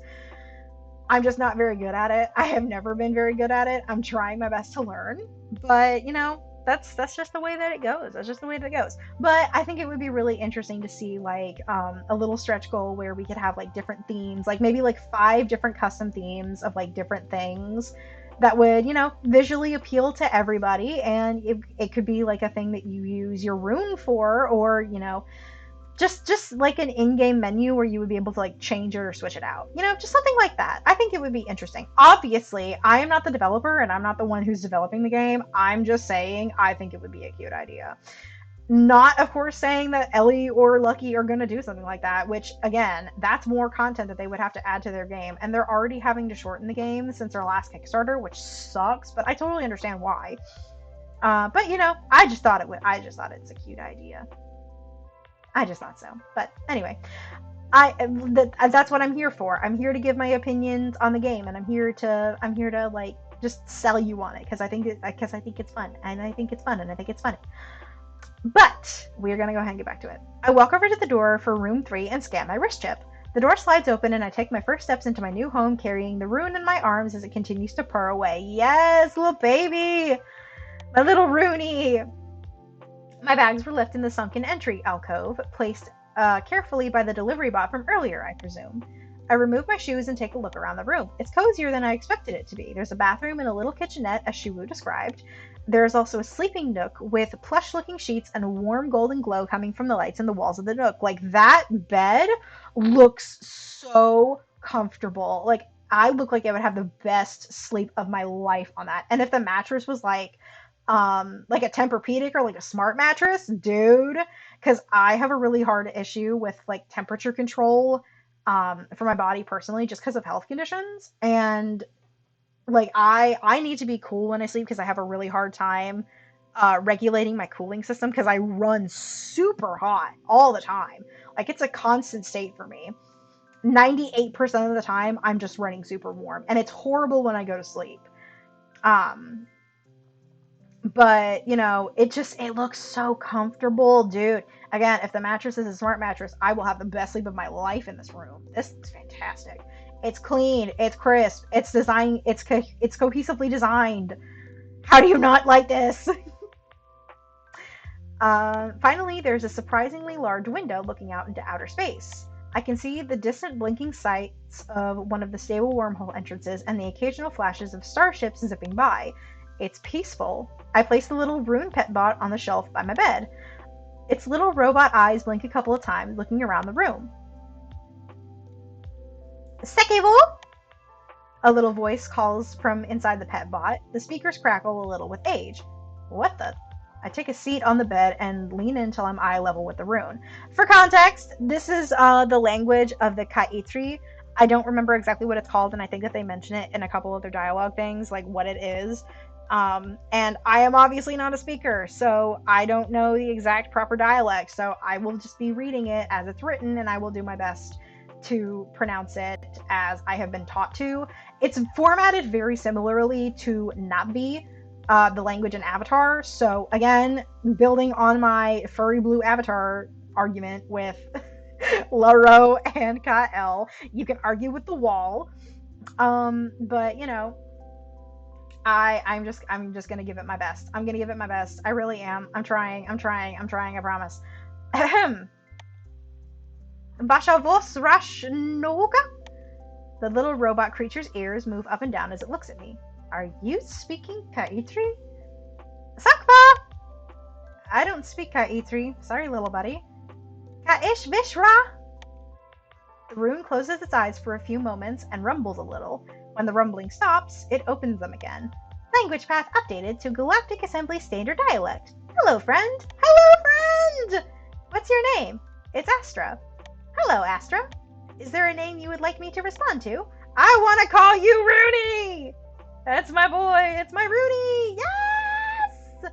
Rooney! That's my bestie. That's my son. You can argue with the wall! I love him. I need a little Rooney plush. Please, I beg of you. He's so sweet. He's just my little baby. Okay, I'll go by Rooney from now on. Do you want to play? Maybe some other time, little buddy. I want to take a nap. I say, peeling off my traveling clothes and flopping onto the bed. Somehow it's even comfier than it looked. I crawl under the covers and let out a contented sigh. Lights off, I call out, and the lights of the room switch off. I turn over in bed, looking into the room's glowing eyes. Can you wake me up in a couple of hours? Of course, my friend Astra. Sweet dreams.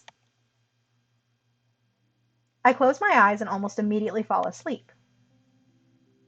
When I wake from my nap, it's about an hour and a half before I'm supposed to meet Roswell and Sedith at Wayfarer's Rest. I unpack my bags, take a refreshing water shower, and get dressed. I figured it won't hurt to be a bit early, so I decide to head to Wayfarer's Rest to have a drink while I wait. Yes! Wayfarer's Rest! It's so pretty in here, and I love the music. The ambiance is so nice. Like, listen, friendly rivals with Laro, but I actually might have some competition because the Wayfarer's Rest is so slay. I love Wayfarer's Rest, being so realistic. I walk into Wayfarer's Rest. What does it say? Shoot, I didn't read that.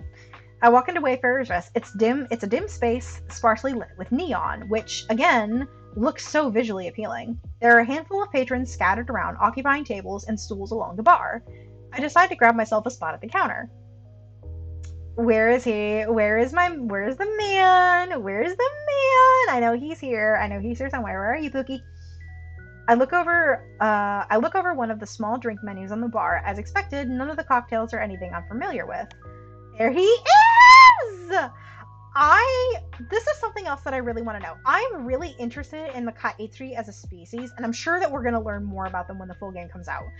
But something I really want to know about is, like, the earrings that they wear. I want to know if there's, like, the gems have any sort of, like, special significance. Because I see that Laro has, like, a green one on, and I know that Kael has a blue and a red one. So I genuinely want to know if it's, like, an aesthetic choice, if it's like a personal choice to wear whatever stone, if it doesn't have, like, very much significance. But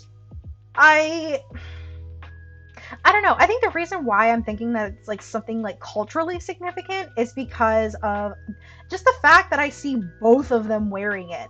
If it was a design choice for like one character, then yeah, sure. Like the piercings are just like if it was only like either one that had piercings, then I wouldn't really think twice about it.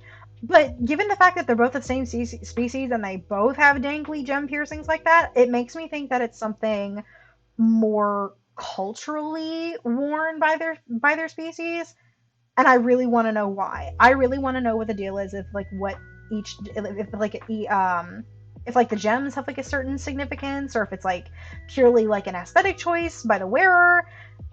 It's just something that I'm curious about, you know, and that's another reason why I'm so excited about this game, because it looks so cool, and there's clearly so much story in each of the characters. Gah, I imagine that the world building is going to get even better in the full game. So excited. I sit behind the bar, and the person behind the bar, a Kaitri with long hair, wearing incredibly fine clothes, walks over to where I sit. He places a glass of water in front of me on a purple cloth napkin and gives me an easy smile. Welcome to Wayfarer's Rest, dear guest. I'm Leroux. Is there anything I can get started for you, or would you like a bit of time with the menu? I look over the unfamiliar list of drinks with alien ingredients. I recognize a few of them now thanks to Adar, but it's not enough to really know what I want. What would you recommend? Depends on what you like. I'm sure I can make you something that will be to your taste. In that case, personally, when I don't drink alcohol very often, but when I do, I am more partial to sweet. I don't know why. Strong is also another one that I will take a pick on. I am a whiskey girly, for those that don't know.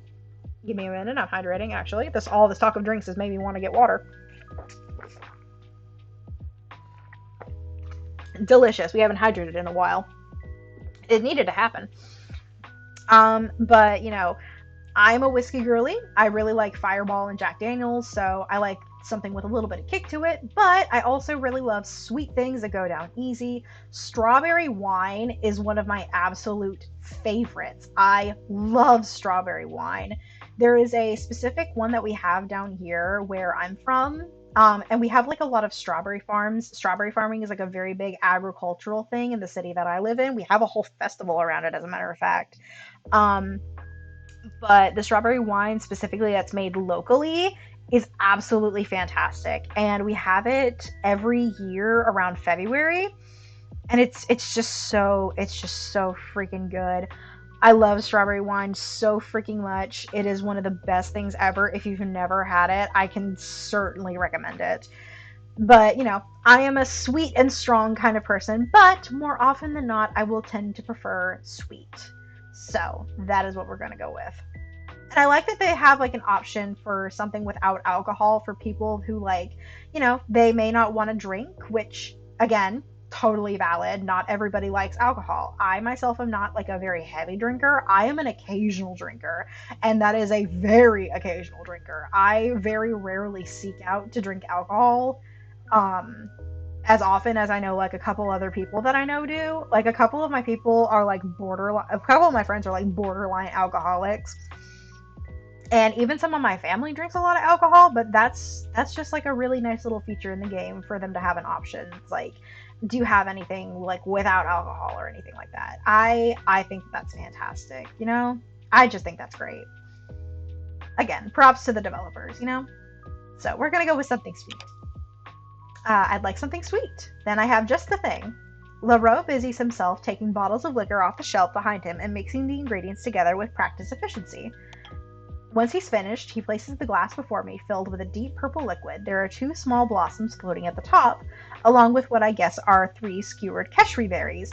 Like, this cocktail looks so good. I am not a cocktail person. I am really not a cocktail person, but I would drink this. I would drink the hell out of this. And almost all of the drinks that I've seen from the, like, oh, what the hell is it called? From the game itself, it's just, dude, it's so great. I wonder, is there like an actual thing here?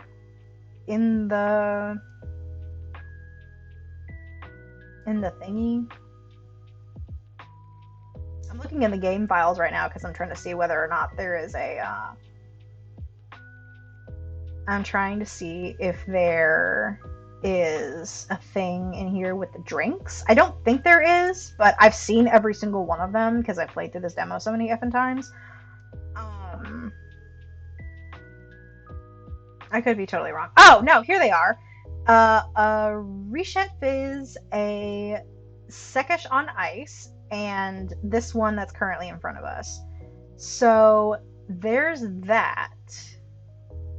I think that that's fantastic. Dude, this is so great. All of the ones that are in here are just, they're so visually appealing. Just so visually appealing. This whole game is visually appealing. How can you look at this game and say that anything in here is hard to look at or like visually ugly? I don't think that anybody can say. I don't think anybody can say that. And if you do say that, then you can argue with the wall because you're incorrect. I'm sorry. But just the color palette choice from like an artistic and visual standpoint, it's so cohesive and it's pleasing. It's a great use of color theory. I love it. Like, I don't think that there's like a single thing wrong with any of the backgrounds, aside from the fact that they might feel a little too empty. Like the docking port itself, it feels a little empty for how it's described as like hustle and bustle and all that, which of course the backgrounds I might assume are probably not finalized, and I'm sure that they might change some things around before the final game is up.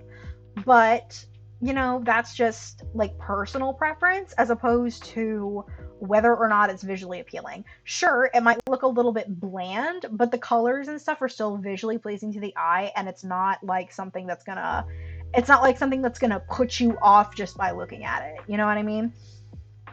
Just because I've seen a lot of people who like really struggle with like backgrounds and color theory to the point where when they make backgrounds, it just doesn't look cohesive or correct, and it's really hard to look at. I know a couple people who like they don't exactly. How do I put this? There's a friend that I have that has made a couple of backgrounds before in the past. This was before they really started to get a grasp on, you know, their use of color palettes and stuff like that, and like lighting techniques and all that other crap. But I do remember specifically looking at one of the backgrounds that they had made, and I was like, oh, okay, yeah. The blunt honesty here, this is a little bit rough. So, you know, it's just things like that. It's not a very hard thing to get wrong, but it is a very difficult thing to get right, if that makes sense. You know what I mean? Because like you can choose colors that like absolutely clash with each other, and it just looks absolutely abysmal. Or you could have too heavy of a use of bright colors and not enough, you know, muted to keep the image grounded. It's just, again, from an artist standpoint, it's just something that's just a testament to Ellie herself as an artist. And I respect that immensely, as I've stated before. I think it's pretty fucking cool.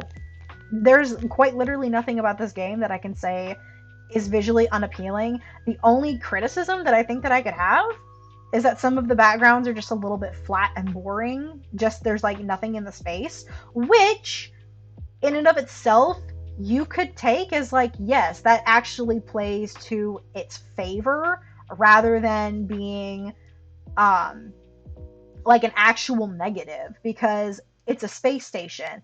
It's supposed to look clean and neat and tidy and well kept and crisp. And you know, that is something that you actually have to like think about. It's like, yes, they're a little bit empty and visually they can be a little bit boring, but to a degree you also have to think about like, yes, this is the backgrounds work for the environment that they're in, is what I'm trying to get at. I do wish that the cargo port in the beginning had a little bit more, you know, stuff in it, like ships and all that, or like, you know, just silhouettes of people walking around. It would probably make it feel a little bit more, you know, alive and vibrant. but that is just personally from like a me standpoint. But even then, it's not a problem. It still plays really well in the game's favor, and it works for, the location and the story. So there is that to think about as well. But tangent aside, we're gonna get back to the game because we're almost done. Once he's finished, he places a glass before me filled with a deep purple liquid. There are two small blossoms floating on the top, along with what I guess are three skewered ketri berries. Here you go. This is called Sumok Ta. It means spring twilight. It is a classical Kaitri drink. I take a sip and the drink tastes sweet as candy. There is an unmistakable flavor of ketri berries with a floral note and wine-like tannic taste at the end. Again, something I will drink the hell out of. I just finished the fact that I love strawberry wine. If it's got like a wine taste to it, I will drink the hell out of it. Absolutely. It's delicious. What's in it? A bit of ketri set, some takmo, and a little ketri blossom syrup. I love that. So, what brings you to the Hesperides, dear guest? And would you honor me by sharing your name? I can see why people like him too. I can see it. He's that very suave, charming kind of character that, most people kind of like fall over. But I like the fact that he's not just a very suave, elegant, refined, and cultured character. He's actually got some sort of like friendly conflict with our character, like our MC. I think that's fantastic from a storytelling standpoint, because so often do I see the suave, elegant, and refined character be like a very kind person, and they don't have like a lot of conflict with like the other main character that they might be paired with. I just think it's interesting, again, from a writing perspective. It's fantastic, and it really makes for a good, interesting character in that regard. So, again, fantastic all around with characters. Like this, again, good characters, good artwork, good storytelling. It's great. I love this game. It's wonderful. Even just for a demo, it's fantastic already on its own. LaRoe asks, his voice smooth as velvet. I'm Astra. I just moved here today to take over the management of the Milky Way Diner. LaRoe's eyes narrow slightly at my response. Ah, so that's why you asked, he says, still smiling, but there's a coldness to his tone that wasn't there before. You're here to steal my recipes. Scope out the competition? Maybe you're looking to add a cocktail menu to the Milky Way Diner? Girly Pop, it is a diner! Calm down! Honey Boo Boo, I bake there. I use pots, pans. I don't use alcohol. I don't serve alcohol there. Or at least I hope not. I can't think of one diner that I know of that would sell anything except like bottled beer. Like, that is, I think, the extent of what I've seen being sold at like local diners at the very least. Most of the local diners that are around me in my area, they don't sell alcohol. And even if they do, they sell stuff like a very limited alcohol menu, and it's almost always on tap. It's almost always on like a very small tap or a bottle. That's generally the extent that I've seen. Kyle told me about the new chef when she dropped off my delivery today. He makes a point of looking me up and down, sizing me up with his cat-like gaze. She said you were cute for a human. Oh my gosh, she said I was cute! She said it, not me. She said you were cute for a human, but I don't quite know if I see it or not. Well, you might see it later in the future, darling. Don't worry about that. I'm sure that one day when I do my romance run with you, I'll win you over one way or another. He leans casually on the counter behind him, arms folded, his eyes locked on mine.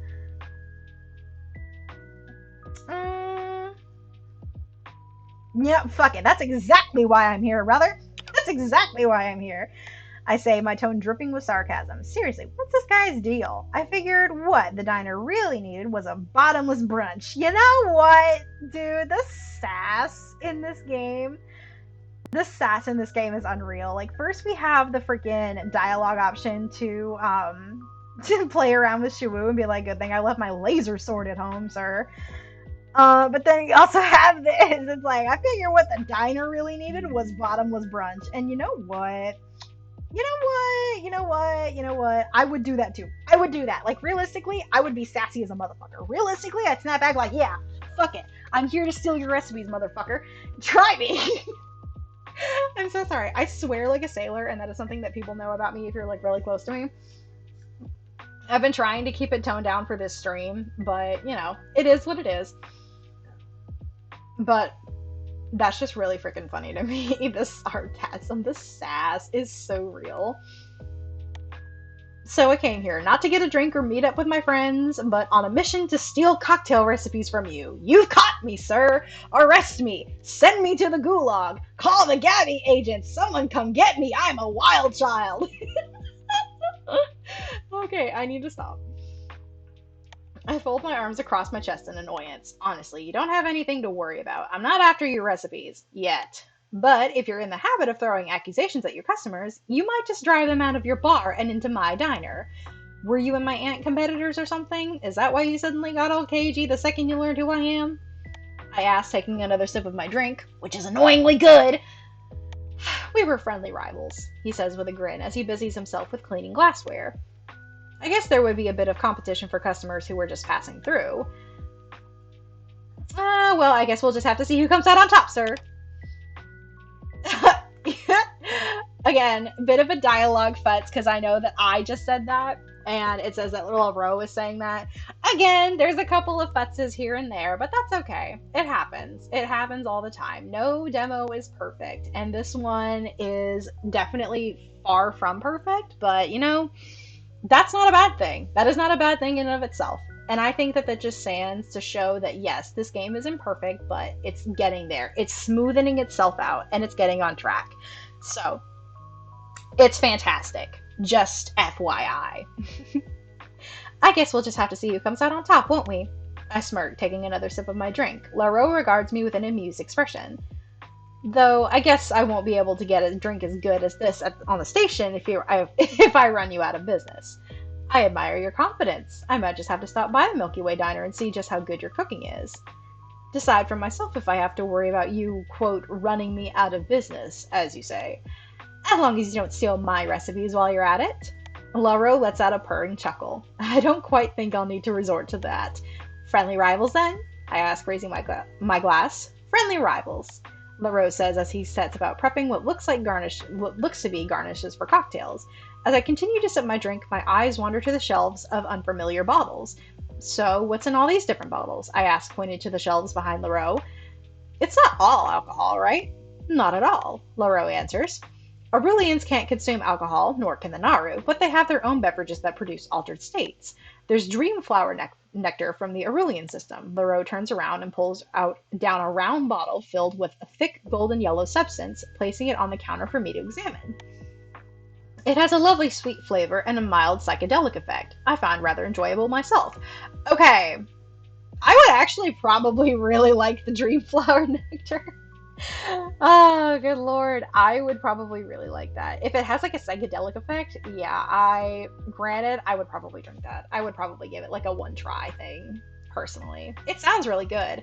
And if it's sweet, then yes, I will drink it. I will absolutely drink the hell out of it. Can humans drink it too? Yes, the Naru can as well. Sadly, Skettrians are a bit sensitive to some of the compounds found within, so they generally don't consume it. Not unless they're looking to have a very wild night.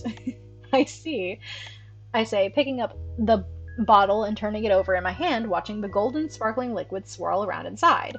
And this is Quilum, the Naru drink of choice, Laro explains, pulling another bottle down from the shelf. This one is tall and skinny and filled with a mysterious, iridescent-looking liquid.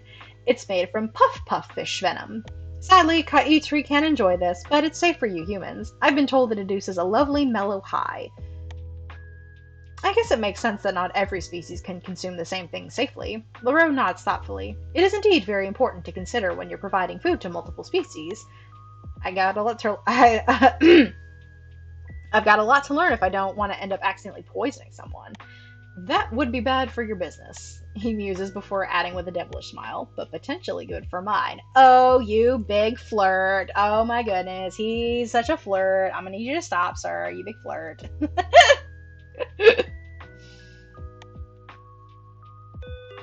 I hear the bar door behind. I hear the door. I give up on English. I hear the bar door behind me chime, and a friendly voice calls out, "Hey Astra, you made it!" I turn around to see Roswell with Vega in tow. I hope you don't mind that I invited Vega along. She mentioned that you guys have met. Vega gives me a friendly little wave. Vega! Best friend! Hi, bestie! I love her. I love her so much! No, not at all. It's good to see you again. Roswell looks behind me and waves at the bartender. Hey, LaRoe. Welcome, dear guest. Please take a seat wherever you like. Roswell and Vega walk over and join me at the bar. LaRoe, can I get a bottle of Keshok, please? LaRoe nods pleasantly, taking a purple glass bottle from under the counter and popping off the cap before handing it to Roswell. What's that? Is it any good? It's kind of like beer, so I like it. I take a drink from the bottle. I've been looking forward to this all day. So I guess we could save, actually. I guess we could save and do like the dialogue choice real quick. So why don't you carry any human drinks here, LaRoe? Why don't you carry any human drinks here? Oh, I used to carry some Martian beer, but Roswell and Cassie were the only ones who ever ordered it. LaRoe shrugs. It was a business decision. I feel personally victimized by this business decision. You know what? That's so valid. Again, another reason why I love Roswell. Their dialogue is just fantastic. Absolutely phenomenal. You're lucky this Keshok is so good. Ooh, I'll have one of those as well, please. LaRoe raises an eyebrow at Vega. I'm sorry, miss, but I'm afraid I can't serve you Keshok. It's alcoholic. Oh, right. Whoops. Silly me. Okay, so loading from here. This is the one that I personally like to do, is I like to ask Roswell for a sip. You'll see why. Alright. Can I try a sip? Roswell flushes, tapping the sides of the bottle with the tips of their fingers. Isn't that like an indirect kiss? I can't help but laugh. Aren't you a bit old to think that way? It's okay if you don't want to share. I don't mind. No, it's cool. Here. Roswell hands me the bottle of Keshok, blushing slightly and avoiding my eyes. I thank them and take a sip. It tastes more like a dry, citrusy cider than a beer, but it is nice. Honestly, I do like hard cider, so I probably would drink the shit out of that if I had the chance. But that's just me. It's good. Thanks for letting me try, I say, smiling at Roswell as I hand them back the bottle. They immediately proceed to down half the contents in one chug. Poor LaRoe. Oh, poor baby. Poor Roswell. Poor Roswell. Oh, poor Angel. It's alright. It's alright. You're okay. I promise you. I promise. Take a deep breath. Ooh, I'll have one of those as well, please. LaRoe raises an eyebrow at Vega. I'm sorry, miss, but I'm afraid I can't serve you Keshok. It's alcoholic. Oh, right. Whoops. Silly me. Vega laughs awkwardly. It's her first time out of her home system, too, I explained to LaRoe. How about a Dreamflower Reshet Fizz instead? He asked, turning to Vega. Sure, that works, too. LaRoe turns around and busies himself with preparing Vega's drink. So, what's the status of your ship? I turn to Vega and ask. Respectfully, it's not a ship, it's a fossil. Hey! No offense! Roswell raises their hands. It's an Aurelian Wraithar. That class of ship hasn't been in production for like 75 years. I'm impressed that it's even still operational. I doubt it would even pick up on even the most modern scanners. Vega's lucky the sensors we have on the station are also fossils. The rescue team might not have reached her in time otherwise. I told Vega that I could fix it, but it's going to take me a while to find the compatible parts I'm missing. I said she's better off just cutting her losses and flying commercial, but I said that I'd just rather wait. Vega says, cutting Roswell off. It's not like I'm in a hurry. Besides, the station seems nice. Here's your Reshet Fizz, Miss Vega, LaRoe says, placing the drink and a napkin in front of Vega with a smile. Thank you. LaRoe, right? Correct. A pleasure. The door chime goes off again. Over here, Adar. Sedith! Roswell calls, waving them both over to the bar. They turn to me apologetically. Okay, so maybe I didn't just also invite Vega along. I thought a welcome party would be more fun. The others should be here soon, too. The others? Yeah, Shiwu, Saria, and Kyle. You've met all of them, right? I have. I have indeed. Anyway. Great, it's gonna be a great night. Roswell turns to Sedith and Adar. Hey guys, this is Vega. They motion towards Vega with a flourish. She's also new to the station. Her starship exploded, and she is very lucky not to be dead. Indeed, she is very lucky not to be dead. 100%. I am so glad that Vega's not dead. Please and thank you. I think I would die if Vega died. Just, I don't. Yes, I think I would actually kill and like pass away if Vega had actually fucking died and she's not here. Like, excuse me, sir. I think the fuck not. Vega bows towards Adar and then greets Sedith with an arching gesture from her forehead outward with her right hand. It's a pleasure to meet you both. Nice to meet you too, Vega. It's nice to meet you too. Adar says with a polite bow. I can tell he's making an effort to speak louder so that way he can be understood over the music and conversations. He tilts his head slightly as he looks at Vega. I'm sorry to ask, but have we met before? Vega shifts a little at Adar's question. No, why? Of course, sorry I asked. You look so familiar, but I can't quite remember how. So that's something that I also noticed on the demo. This is something that I also noticed. What's the deal here? I am curious. Do they actually know each other? Is there some sort of secret? I have to know! It seems so interesting. Again, there's little crumbs of story that just it entices you and keeps you coming back for more. I love it. I love this game. It's so fucking wonderful. Go support it. I guess I just have one of those faces, Vega says with an uncomfortable laugh, turning to continue talking to Roswell. Adar turns to me. By the way, Astra, I wanted to thank you for the dessert you made. I really enjoyed it. Well, I'm happy to hear that you enjoyed it. I'll make it sometime for you again. Anything I can get you boys? I'll have a Sekish. Neat, please. And I'll have a Nectar Spritz, please. Coming right up. Laro turns and gets to work on the drinks. Did you guys both have a good rest of your day? I asked Sedith and Adar. It was productive. I've been wondering, what exactly is it you research out here, Sedith? I'm a deep space biophysicist. My area of study involves a particular near microscopic species that lives in the vacuum of space called tarsecs. They're particularly drawn to areas where the fabric of space and time is a bit looser, so the nexus points of 4 stable wormholes is an ideal place to collect samples and study them. But how does a species even survive in the vacuum of space? The answer to that question is a bit too complicated for this setting, but perhaps you can come by my lab someday, and I could explain my research a bit more thoroughly then. That would be really cool. I'd be really happy to take you up on that. I turn to Adar. Did you have a good day too, Adar? He nods. We transferred some strawberry seedlings to the grow towers. You grow strawberries here too? When will they be ready to harvest? In about 2 weeks. I'll include some in your produce delivery once they're ready. I'm looking forward to it.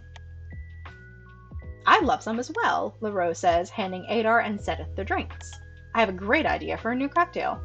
Alright, let's get this party started. Oh no, oh dear, oh goodness, she's here. Ladies and gentlemen, here we go. Oh, there's the wife, there's the woman, there's my wife. Hi, hon. How you doing? Good to see you. Calls a familiar voice from the entrance of the bar. I look over to see Kyle stride into the Wayfarer's Rest. La ro seke vo takmo vosrash. There we go. Sa voroshma. Laro responds in Kaitri and pours Kyle a shot of clear alcohol. She takes the shot from Laro and slams it back in one swift motion. She is so fucking crazy, and I love her. Woo! Now that's what I'm talking about. She exclaims, then turns to Roswell. Hey, Sparky! Roswell and Kyle share a high five that becomes a surprisingly elaborate secret handshake. I need to know what the secret handshake is. All due respect, I would love to know. She then turns to Adar, giving him a friendly pat on the back. Sprout, my man! How are the seeds I brought you back last time doing? They're doing great. They just started germinating. Love to hear it. Sedith, always fun to see you out of your science cave. The word you're looking for is laboratory. Yeah, but science cave is just way more fun to say. And you, Kyle says, turning to me with a bright smile. Oh my gosh. Our wife. That's our wife, ladies and gentlemen. I love her. I love her so much. I swear. I don't know how Ellie, I don't know how you managed to fucking like dig into my brain and find like my ideal alien woman and just draw her and make her into a game. But you did, and you know what? I will never stop thanking you for it. Oh, good heavens. How was your day, sugar? I hear Sedith mutter. You really could not wait until Astra got settled before trying to charm her, huh? Kyle shoots him an icy glare before turning back to me. It was pretty good, I'd say. Lots of new friends, as you can see. I have to ask, are you gonna keep calling me that from now on? Not unless you ask me to stop. Well, I don't mind. I don't really care. Nah, I don't mind. Vega taps twice on Kyle's shoulder to get her attention. Hello, we haven't met yet. I'm Vega. Oh, hi. Sorry, I didn't mean to ignore you there. Oh, hey, there they are! Shiwu and Saria! Look at them! Look at them! I'm absolutely fucking just astounded by their designs. They're so good looking. I love them, especially Saria. Saria's design is so freaking pleasing, especially with that shade of pink for her skin. It's gorgeous. As Kai, Elle, and Vega introduce themselves to one another, my attention shifts towards the two people entering the Wayfarer's Rest, Shiwu and Saria. They walk over to join us at the bar. Ah, yes, doctor and officer. Is there anything I can get for my dear guests? I'll take a glass of Quilum. Just some iced tea with mineral water, please. Coming right up, LaRoe says with an easy smile. How are you feeling? Much better, thank you for asking. Of course, we'll try not to keep you out so late. You need your rest to adjust to the GEA standard time. Days are a bit longer than you're probably used to. Speaking of rest, she turns to Shiwu. Are you getting enough rest, Shiwu? The meds you gave me are doing their job helping me fall asleep, but I still find myself waking up multiple times in the night. I see. Come by my office tomorrow and we'll talk more. Maybe I can make you something that could help, LaRoe offers, placing Shiwu and Saria's drinks on the counter in front of them. I'll remind you that I'm 2 years sober, Shiwu says with an exasperated sigh. Something non-alcoholic. Honestly, I'm hurt you think I'd disrespect your sobriety like that. Absolutely outrageous behavior. I love him so much. I love both of them. What am I saying? Something that I've also noticed is that there's a very interesting dynamic between Shiwu and LaRoe, and you guys will see why in a second, but like I love them. I love them so much. Though, if you need someone to come to your room and read you a bedtime story, LaRoe winks at Shiwu suggestively, but he completely ignores LaRoe, totally unfazed by his comments. Shiwu takes a sip of his iced tea. Honestly, why does everyone in the station care about how much sleep I get?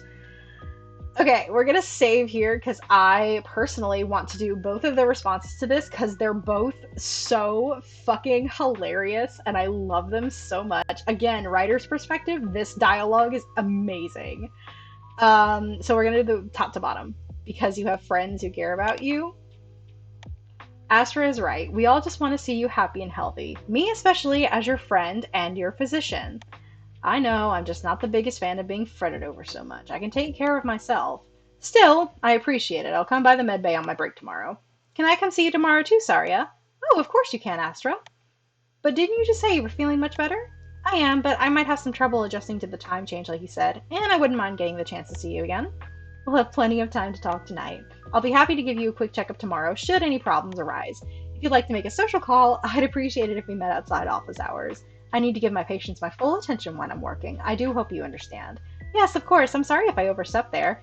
Not at all. I'm flattered you want to get to know me better. Look at her little blush!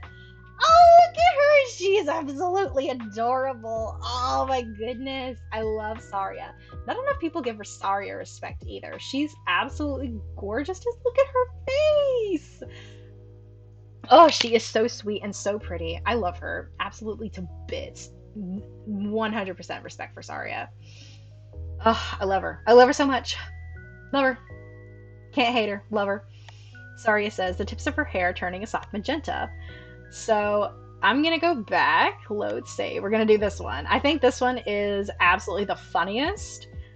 I wouldn't mind a bedtime story, LaRoe. If you're offering.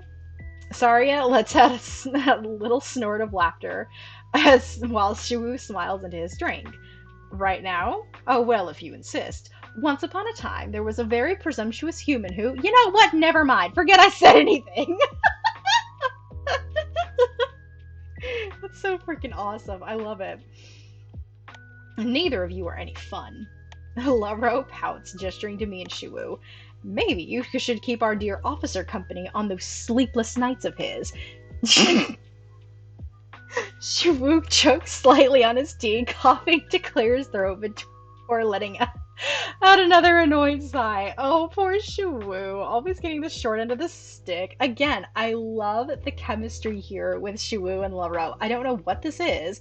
I don't know if it's like a bromance or like just friendly teasing flirting, but whatever it is, I'm here for it, and I love it. It's wonderful. Just ignore him, Astra. That's what I do. You know what? That's fair. LaRoche shrugs, unbothered. You love it. As conversations continue, Roswell climbs up onto the bar. They stand on the counter and call out to the assembled group. All right, can I have your attention now that everyone's here? Please get off the bar. Just the totally unbothered. Please get off the bar. Right, sorry. Roswell hops off the bar and back onto their seat. As I was saying, let's make a toast.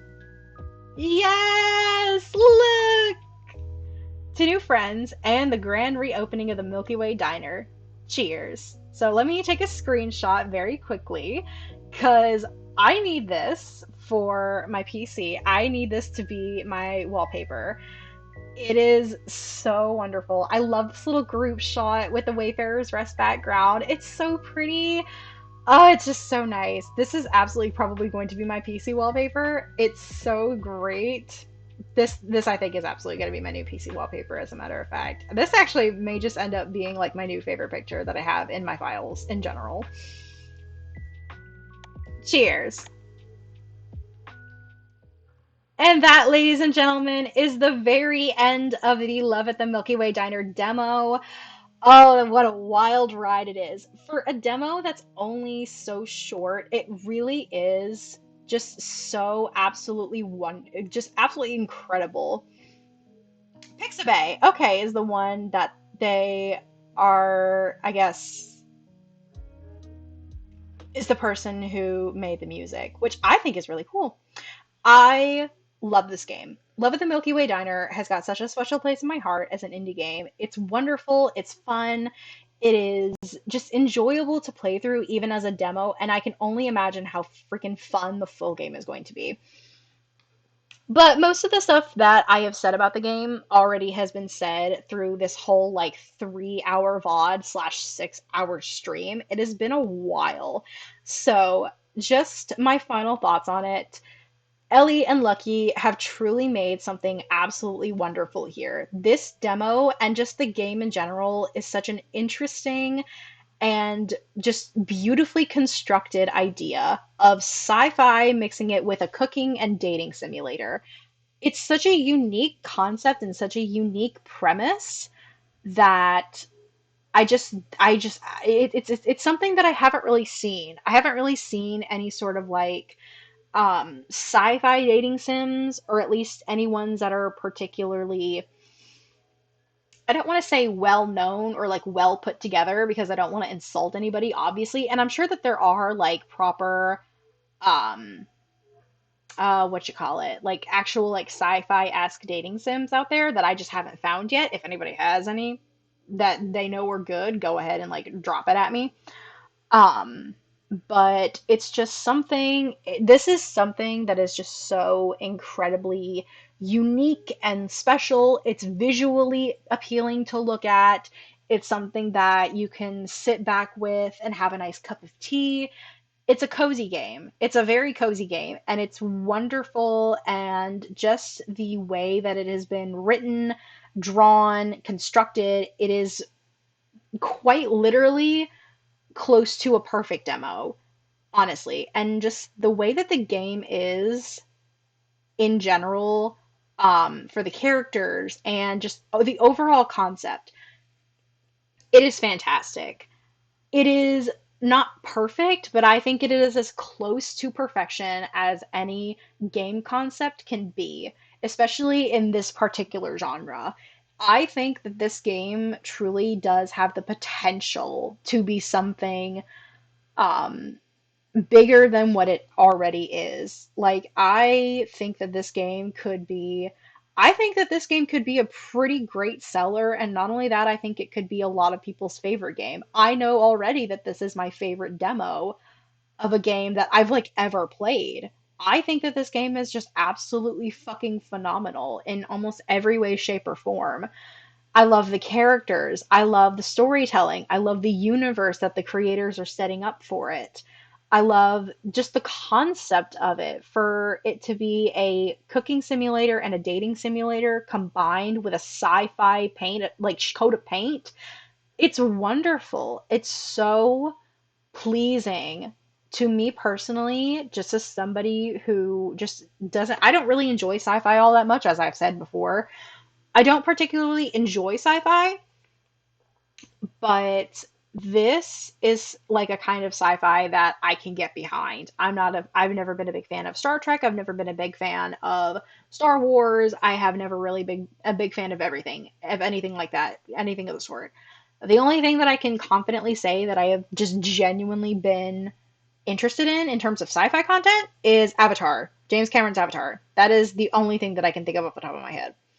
But this is a wonderful game. This is a wonderful demo. If this did not convince you to give this a try or go check out the creators, then I don't really know what else that I can do, because honestly, this game deserves all the love, all the support that it can get. The reason that I decided to stream and why I've been posting it so frequently on my social media, even with the very small presence that I have, it's just because I love the game. And I know that even just one person posting about it, getting the word out there, it helps. It helps in that same way. And I'm very vocal about things that I'm passionate about, and things, and just, sharing my fixations with other people, sharing my hobbies with other people. This is such a wonderful hobby. This is such a wonderful fixation to share. It's such a wonderful game to share, because while yes, it might not be for everyone, there are plenty of people who will find this game to be phenomenal. Like, this will become their favorite game.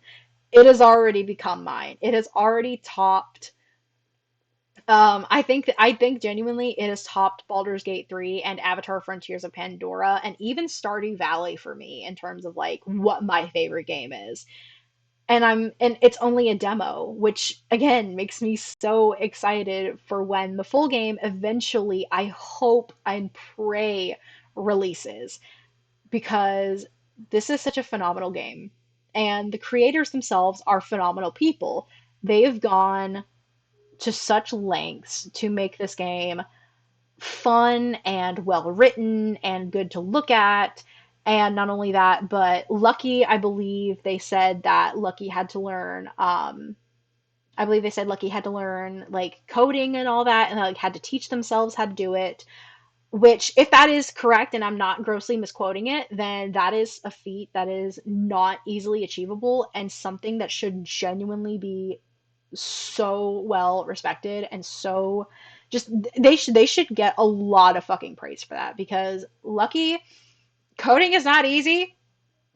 I commend you for that, darling. I really do, because holy crap, I personally could never. Listen, I don't have the listen. I have a big wrinkly brain, but my brain isn't big enough for all that. I can't do it. I don't think I could. But in any case, this game is phenomenal. I love it. I love the creators behind it. It is something that deserves all of the love and support and attention that it can possibly be given.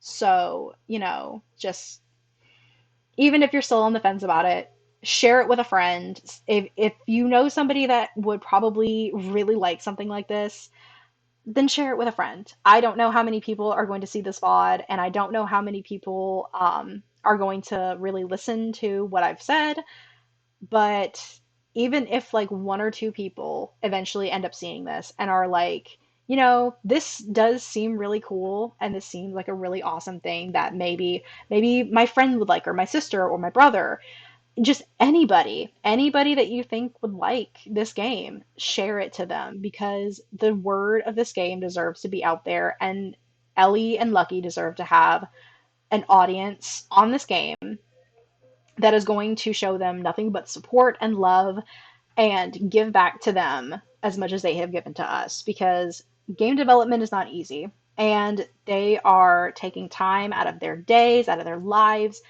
to bring us something that they are genuinely passionate about and want to bring to the community and their fans. So that is something that is super fucking commendable. I love Ellie and Lucky both. They are currently, if I can confidently say that you two are my favorite game developers at the current moment. Like, I don't know if there will ever be anybody that will ever top you guys, because I just have so much admiration and respect for you and the things that you do. Um, but that is just me. I think you guys are phenomenal. Your product is phenomenal. You deserve all the love and happiness in the world, and I genuinely hope that you guys get more crowdfunding for this game in your next Kickstarter. Again, it is on June 10th. For anybody that doesn't know, please go follow at Pastel Grandma on TikTok and Instagram to follow up with Ellie and keep an eye on the game's development. And mark your calendars. June 10th, 2024 is when the Kickstarter officially opens for the next crowdfunding for the game. So, not saying that you have to financially support it, but if you can, it would of course be appreciated, I'm sure, by the creators. But of course, take care of yourself first before, you provide any financial support to anybody else. It's tough times we're living in, and I think that we all can agree to that. So, thank you for everybody that tuned into stream. Ellie included, thank you so much for being here for the time that you were. I hope you and Lucky are doing fantastic for when you watch this VOD. Um, Thank you to my boyfriend for popping in and, staying until I'm sure he's already passed out at his phone. Um, Thank you to Kennedy and Starry for both being in here for the time that you were. I love you both so much. And thank you to everybody else that just popped in and didn't even talk and just kind of vibed for a second with us. And that is really all that I can ask for. So thank you all so much. This has been the Love at the Milky Way Diner demo. I have been Blue, the Seraph, and I will see you guys next time.